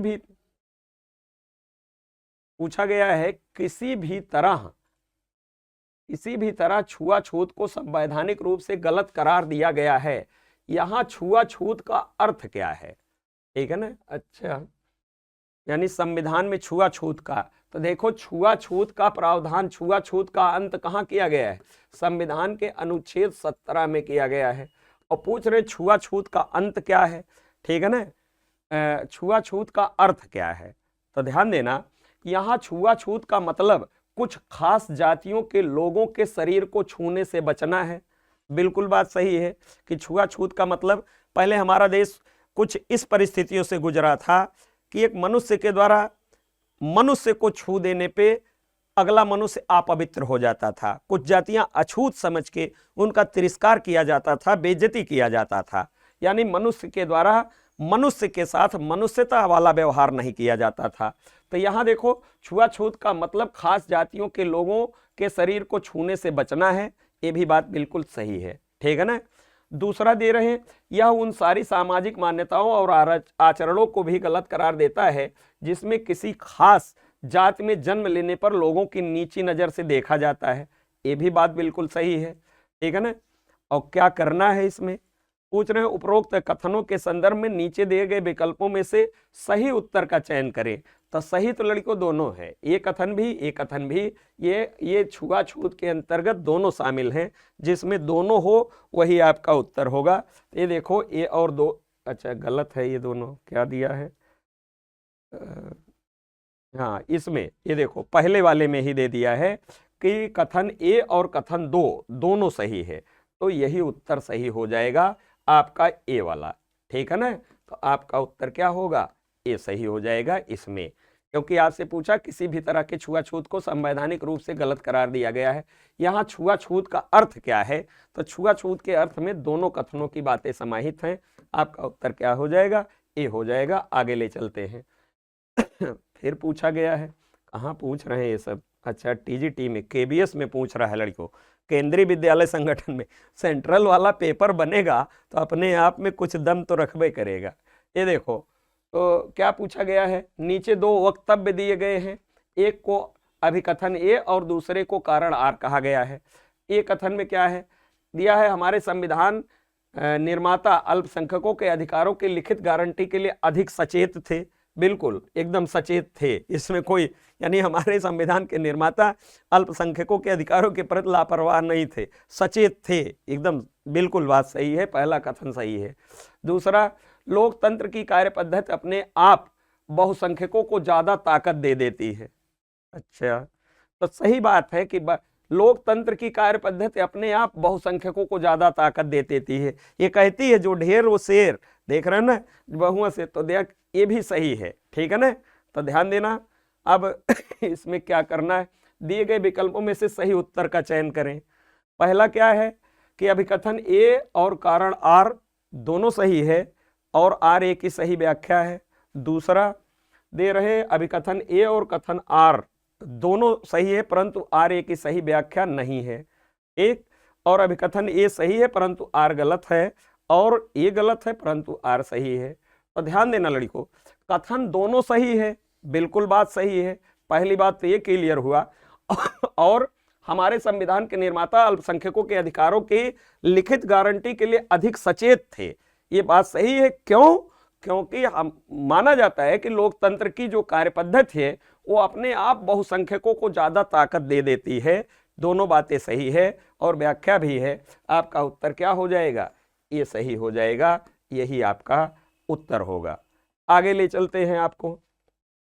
फिर पूछा है कहाँ, केबीएस में, देख रहे हैं ना केबीएस से प्रश्नों की बौछार है और प्रश्न अच्छे अच्छे हैं। पूछा गया इन कथनों पर विचार करें और सही विकल्प का चयन करें। पहला कथन क्या है कि संविधान अनेक दूसरे अधिकार भी देता है जो मौलिक अधिकार नहीं है।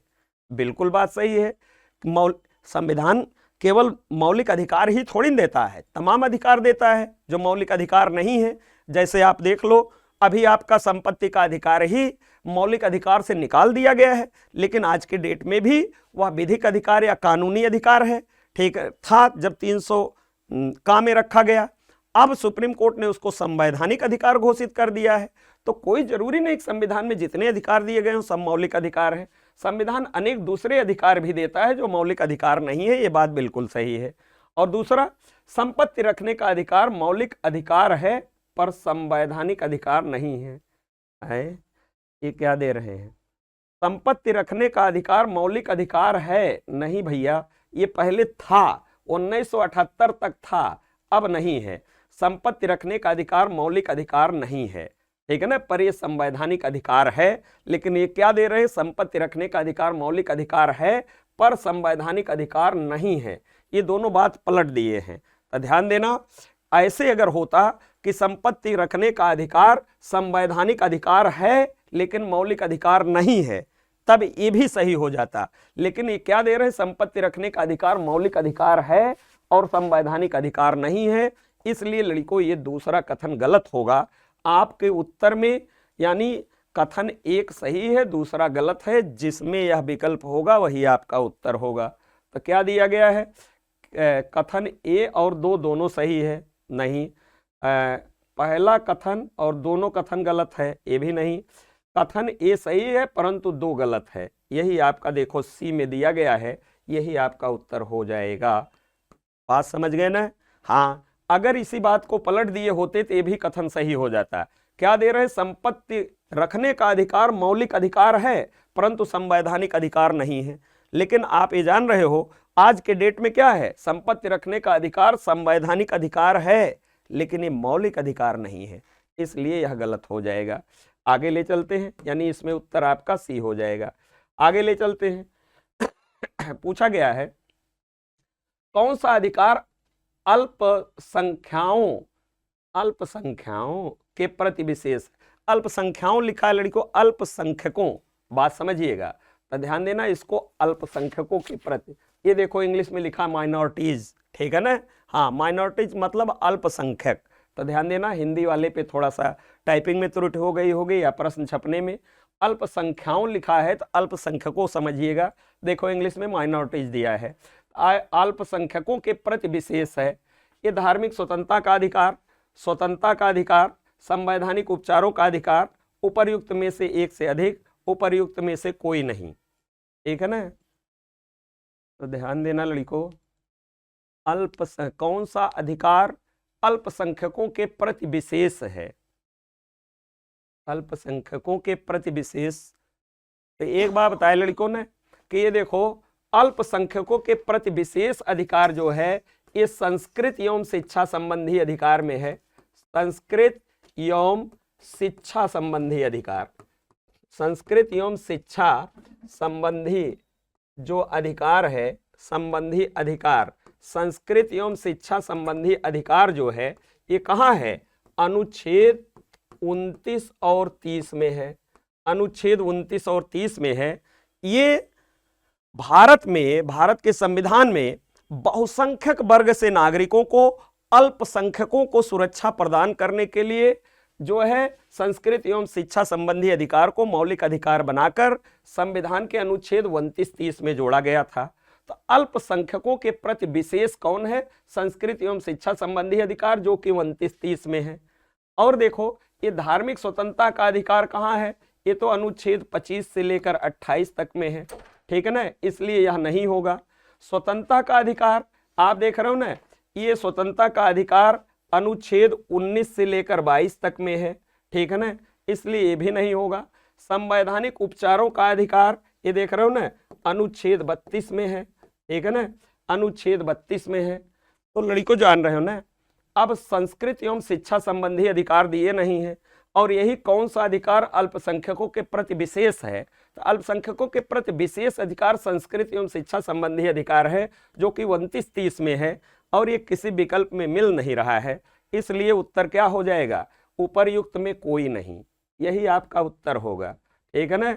अब ध्यान देना, उपर्युक्त में कोई नहीं, क्योंकि अल्पसंख्यकों के प्रति विशेष जो है वो संस्कृत एवं शिक्षा संबंधी अधिकार है, अनुच्छेद 29, क्योंकि इसको अनुच्छेद 29-30 को भारतीय संविधान में बहुसंख्यक वर्ग के नागरिकों से अल्पसंख्यकों के हितों को सुरक्षा प्रदान करने के लिए संस्कृत एवं शिक्षा संबंधी अधिकार को मौलिक अधिकार बनाकर भारतीय संविधान के अनुच्छेद 29-30 में रखा गया है, ठीक है ना। तो आपका उत्तर क्या हो जाएगा, ये सही हो जाएगा, उपर्युक्त में कोई नहीं।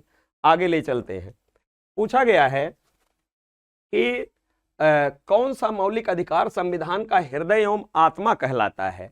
ये देखो अनुच्छेद 32 जहां हो, अच्छा 32 दिया नहीं है, तो 32 में क्या है, संवैधानिक उपचारों का अधिकार, तो क्या दिया है, कौन सा मौलिक अधिकार संविधान का हृदय एवं आत्मा कहलाता है, तो दिया है समानता का अधिकार, दूसरा धार्मिक स्वतंत्रता का अधिकार, तीसरा संस्कृत एवं शैक्षणिक अधिकार, अच्छा तीसरा, चौथे में दिया उपर्युक्त में से एक से अधिक, और चौथे में दिया उपर्युक्त में कोई नहीं। तो एक बार बताए लड़कों, देखो ये जो कौन सा मौलिक अधिकार संविधान का हृदय व आत्मा कहलाता है, ये देखिए जो अनुच्छेद 32 है, ध्यान देना, अनुच्छेद 32 जिसमें संवैधानिक उपचारों का अधिकार है, क्या है, संवैधानिक उपचारों का अधिकार है, उपचारों का अधिकार, संवैधानिक उपचारों का अधिकार, इसको क्या कहा है, डॉक्टर भीमराव अंबेडकर ने संविधान का हृदय व आत्मा व दिल कहा है। देखो अनुच्छेद 32 को ही संवैधानिक उपचारों का अधिकार कहा जाता है। इसको महत्व को के स्पष्ट करते हुए संविधान निर्मात्री सभा में डॉक्टर भीमराव अंबेडकर ने कहा था कि यदि कोई मुझसे पूछे कि संविधान का वह कौन सा अनुच्छेद है जिसे निकाल देने से संविधान मृतप्राय या शून्यप्राय हो जाएगा, तो मैं अनुच्छेद 32 के सिवाय अन्य किसी का नाम नहीं लूंगा। अनुच्छेद 32 को ही डॉक्टर भीमराव अंबेडकर ने संविधान का हृदय व आत्मा तथा दिल कहा है। ठीक है ना। अब यही आपसे पूछ रहा कौन सा मौलिक अधिकार संविधान का हृदय आत्मा कहलाता है, तो ये देखो समानता का अधिकार ये हृदय आत्मा नहीं कहलाता है, धार्मिक स्वतंत्रता का अधिकार ये भी नहीं, संस्कृत शिक्षा संबंधी अधिकार ये भी नहीं, उपर्युक्त में से एक से अधिक ये भी नहीं। तो यही आपका उत्तर हो जाएगा कि उपर्युक्त में से कोई नहीं। आपका उत्तर क्या होगा? उपर्युक्त में से कोई नहीं। अगर अनुच्छेद 32 दिए होते या अगर ये संवैधानिक उपचारों का अधिकार दिए होते तो आपका वही उत्तर हो जाता, लेकिन वो चीज है नहीं, इसलिए उपर्युक्त में से कोई नहीं। ठीक है ना। आगे ले चलते हैं। पूछा गया है कि जो है ये देखो शिक्षा का अधिकार जो कि 1 अप्रैल 2010 से प्रभाव में आया किस मौलिक अधिकार के अंतर्गत आता है? तो ये देखो स्वतंत्रता के मौलिक अधिकार के अंतर्गत आता है, स्वतंत्रता का अधिकार। क्यों? यही आपका उत्तर हो जाएगा। क्यों होगा? ये देखो स्वतंत्रता के अधिकार का वर्णन अनुच्छेद 19 से लेकर 22 तक में है। और देखो क्या किया गया है, कहा यानी जो है जो 86वां संविधान संशोधन हुआ है, 86वां संविधान संशोधन कब हुआ है? 2002 में हुआ है। 86वें संविधान संशोधन अधिनियम 2002 के द्वारा 6 से 14 वर्ष तक के आयु के बच्चे को निःशुल्क शिक्षा पाना उनका मौलिक अधिकार बनाकर अनुच्छेद 21 का में रख दिया गया है। अनुच्छेद 21 का में रख दिया गया है। तो 21 का कहाँ आएगा? 19 से 22 के बीच में, और स्वतंत्रता का अधिकार 19 से 22 तक में है। तो ये देखो शिक्षा का अधिकार जो 1 अप्रैल 2010 से प्रभाव में आया किस मौलिक अधिकार के अंतर्गत आएगा? तो ये स्वतंत्रता के अधिकार के अंतर्गत आएगा, क्योंकि स्वतंत्रता के अधिकार का वर्णन संविधान में अनुच्छेद 19 से लेकर 22 तक में है। और देखो 86वें संविधान संशोधन अधिनियम 2002 के द्वारा क्या किया गया है? 6 से 14 वर्ष तक के आयु के बच्चे को निःशुल्क शिक्षा पाना उनका मौलिक अधिकार बनाकर अनुच्छेद 21 का में रख दिया गया है। और इस बात को व्यवहारिक रूप देने के लिए संसद ने निःशुल्क एवं अनिवार्य शिक्षा अधिनियम 2009 पारित किया, जिसे भारत में 1 अप्रैल 2010 से लागू किया गया। आपका उत्तर क्या हो जाएगा? बी हो जाएगा। आगे ले चलते हैं। पूछा गया निम्नलिखित में से किस लेख का उल्लेख संविधान के अनुच्छेद 32 में किया गया है? तो देखो अनुच्छेद बंदी प्रत्यक्षीकरण रेट इसका किया गया है, परमादेश इसका किया गया है, निषेधाज्ञा यानी इंजेक्शन नहीं, इसका नहीं किया गया है।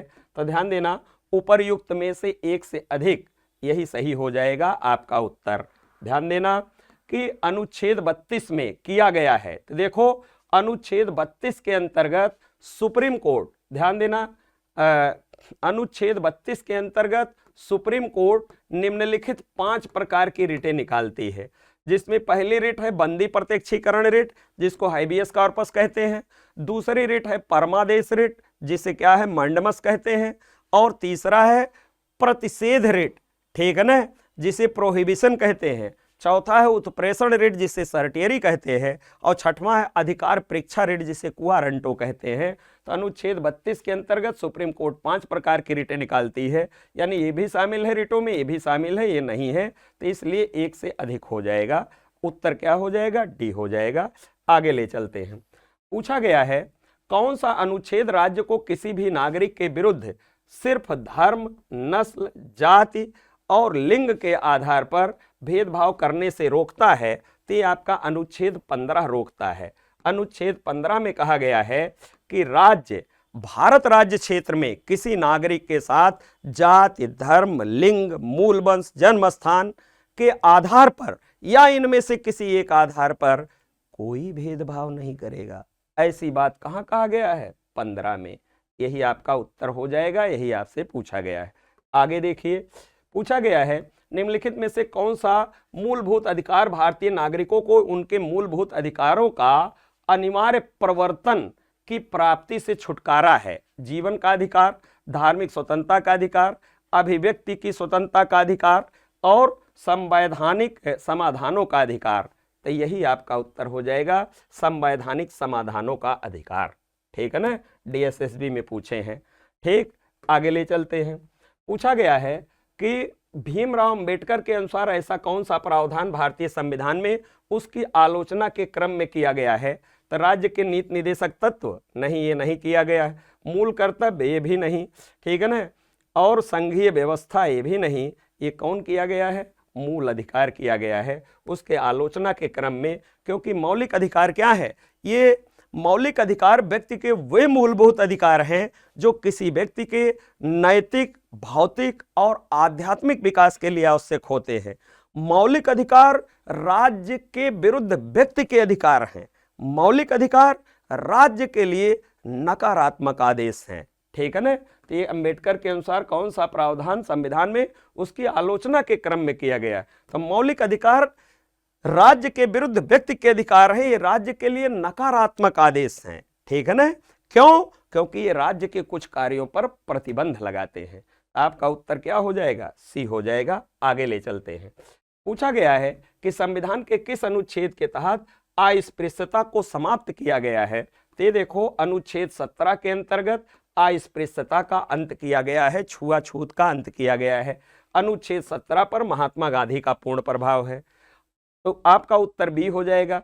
देखो, अनुच्छेद 14 दिया गया है, इसमें क्या है कि भारत राज्य क्षेत्र में राज्य किसी भी नागरिक को जो है किसी भी, या इसमें विधि के समक्ष समता और विधियों के समान संरक्षण की बात कहा गया है। यानी अनुच्छेद 14 कहता है कि भारत राज्य क्षेत्र में राज्य किसी भी नागरिक को विधि के समक्ष समता और विधियों के समान संरक्षण से वंचित नहीं करेगा।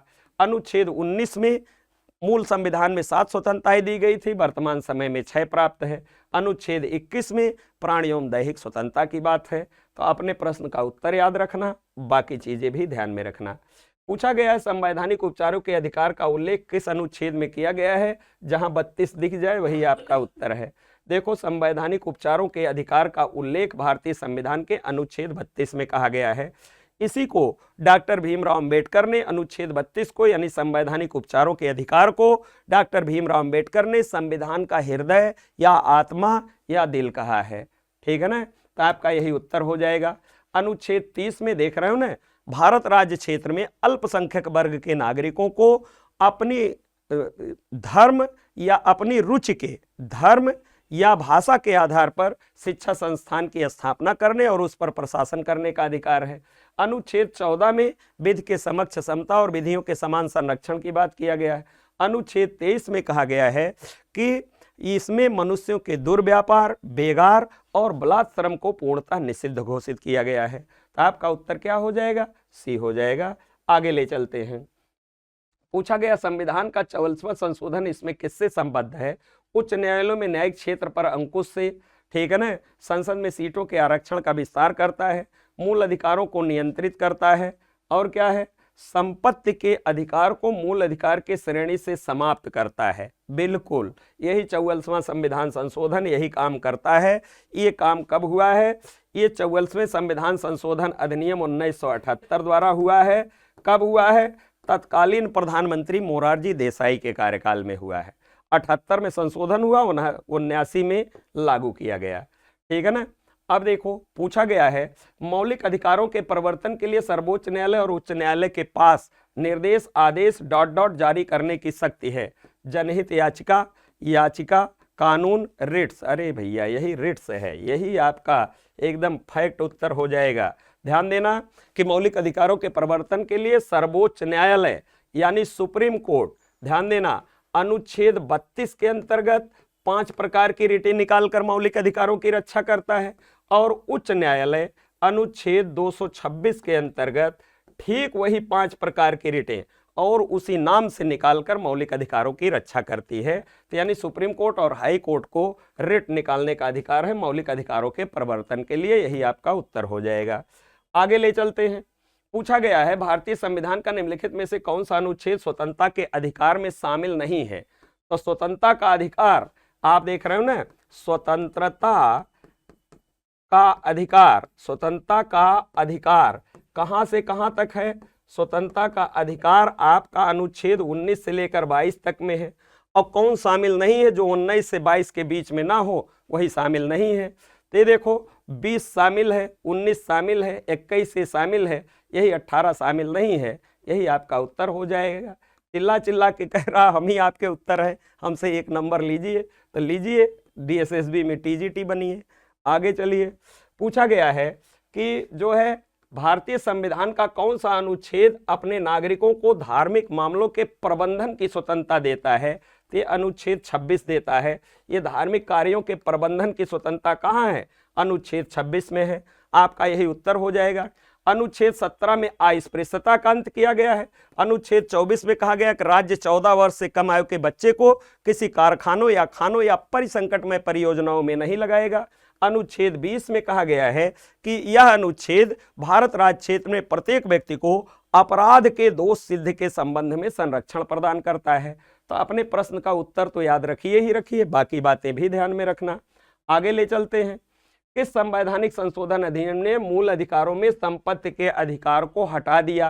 तो ये आपको बराबर बताते आ रहे हैं। 44वें संविधान संशोधन अधिनियम 1978 द्वारा तत्कालीन प्रधानमंत्री मोरारजी देसाई के कार्यकाल में हटा दिया गया। यही आपका उत्तर हो जाएगा। आगे ले चलते हैं। पूछा गया है भारतीय संविधान में शिक्षा के अधिकार से संबंधित अनुच्छेद है। अनुच्छेद 21A है। 21A को कब जोड़ा गया? 86वें संविधान संशोधन अधिनियम 2002 द्वारा, ठीक है ना, शिक्षा के अधिकार 86वें संविधान संशोधन अधिनियम 2002 द्वारा 6 से 14 वर्ष तक के आयु के बच्चे को निःशुल्क शिक्षा पाना उनका मौलिक अधिकार बनाकर अनुच्छेद 21A में रख दिया गया। तो आपके प्रश्न का उत्तर क्या होगा? C हो जाएगा। आगे ले चलते हैं। भारतीय संविधान का अनुच्छेद 26 निम्न से किससे संबंधित है? तो ध्यान देना, किससे संबंधित है? किसी विशेष धर्म को बढ़ावा देने वाले करों के भुगतान करने की स्वतंत्रता से, अभिव्यक्ति की स्वतंत्रता आदि के संबंध में अधिकारों के संरक्षण से, धार्मिक कार्यों के प्रबंधन से। यही देखो, यही 26 है। यही 26 क्या है? धार्मिक कार्यों के प्रबंधन से, अल्पसंख्यकों के हितों से, संरक्षण से नहीं। ये क्या है? ये धार्मिक कार्यों के प्रबंधन से जुड़ा हुआ है। तो ये अनुच्छेद 26 के मामले में C सही हो जाएगा। आगे ले चलते हैं। पूछा गया भारतीय संविधान के किस भाग में कानून के समक्ष समता की परिकल्पना की गई है? कानून के समक्ष समता की बात, ये देखो, कानून के समक्ष समता की बात अनुच्छेद 14 करता है। अनुच्छेद 14, और अनुच्छेद 14 कहाँ है? भारतीय संविधान के भाग 3 में है। भाग 3 में। और भारतीय संविधान के भाग 3 में कौन है? मौलिक अधिकार है। ठीक है ना, मौलिक अधिकार है। तो ध्यान देना, किस भाग में है? भाग 3 में है। यही आपका उत्तर हो जाएगा। यही आपका, ठीक है ना। भाग 1 में क्या है? संघ एवं उसके राज्य क्षेत्र। भाग 5 में क्या है? जो है संघ है। और भाग 2 में क्या है? नागरिकता है। तो अपने प्रश्न का उत्तर ख्याल रखो, बाकी चीजों से जुड़ी बातें ख्याल रखो। आगे ले चलते हैं। निम्नलिखित में से किस मूल अधिकार में अस्पृश्यता के अंत को शामिल किया गया है? तो देखो, जो अस्पृश्यता का अंत है ये अनुच्छेद 17 में है। अनुच्छेद 17 में। और ध्यान देना, अनुच्छेद 17 समता के अधिकार के अंतर्गत आता है। समता के अधिकार, ठीक है ना। समता का अधिकार कहां से कहां तक है? अनुच्छेद 14 से 18 तक के बीच में है। ठीक है ना। अस्पृश्यता का अंत में शामिल क्या निम्नलिखित में से किस मूल अधिकार में अस्पृश्यता के अंत को शामिल किया गया है? संवैधानिक उपचारों के अधिकार में नहीं। ये अनुच्छेद कहाँ है? 32 में है। शोषण के विरुद्ध अधिकार इसमें नहीं। ये अनुच्छेद 23-24 में है। ठीक है ना, 23-24 में। हम लोगों को कहाँ चलना है? 14 से 18 में। और ये देखो, स्वतंत्रता का अधिकार ये भी नहीं है, क्योंकि ये कहाँ से कहाँ तक है? अनुच्छेद 19 से 22 तक में है। ठीक है ना। समानता का अधिकार, यही हमारा उत्तर होगा, 14 से 18 तक में है। और ध्यान देना, अस्पृश्यता का अंत अनुच्छेद 17 में है। तो हमारा उत्तर क्या हो जाएगा? यही डी हो जाएगा। आगे ले चलते हैं। पूछा गया है निम्न में से कौन सा अनुच्छेद मौलिक अधिकारों के अंतर्गत अपराध के लिए सजा के संदर्भ में सुरक्षा प्रदान करता है? तो अनुच्छेद 20, अभी आपको चर्चा किया। अनुच्छेद 20 में क्या कहा गया है कि राज्य, भारत राज्य क्षेत्र में जो है, जो अनुच्छेद 20 है भारतीय संविधान का, ये अनुच्छेद भारत राज्य क्षेत्र में प्रत्येक व्यक्ति को अपराध के दोष सिद्ध के संबंध में संरक्षण प्रदान करता है। अपराध के दोष सिद्ध के संबंध में, दोष सिद्ध के संबंध में संरक्षण प्रदान करता है। संबंध में संरक्षण प्रदान करता है। ठीक है ना, संरक्षण। और कौन कौन संरक्षण? पहला संरक्षण ये कहता है कि कार्योत्तर विधियों से संरक्षण प्रदान करता है, यानी जिस समय जो अपराध हुआ है उस समय उस अपराध के लिए जो दंड संविधान में उपलब्ध होगा उसी से व्यक्ति को दंडित किया जाएगा, आज के बाद बनने वाले विधि से नहीं। दूसरा, यह दोहरे दंड का निषेध करता है, यानी किसी भी एक ही अपराध के लिए किसी व्यक्ति को एक से अधिक बार अभियोजित नहीं किया जाएगा। तीसरा, ये कहता है कि भारत राज्य क्षेत्र में किसी भी व्यक्ति को अपने ही विरुद्ध गवाही या साक्ष्य देने के लिए बाध्य नहीं किया जाएगा। ठीक है ना, तो ध्यान देना, आपका उत्तर क्या हो जाएगा? सी हो जाएगा। अनुच्छेद 22 दिया है, ये देखो, इसमें अवैध रूप से गिरफ्तार किए गए या बंदी बनाए गए व्यक्तियों को संरक्षण प्रदान किया गया है। अनुच्छेद 14 में विधि के समक्ष समता और विधियों के समान संरक्षण की बात किया गया है। अनुच्छेद 17 में अस्पृश्यता का अंत किया गया है। तो आपका उत्तर क्या हो जाएगा? सी हो जाएगा। आगे ले चलते हैं।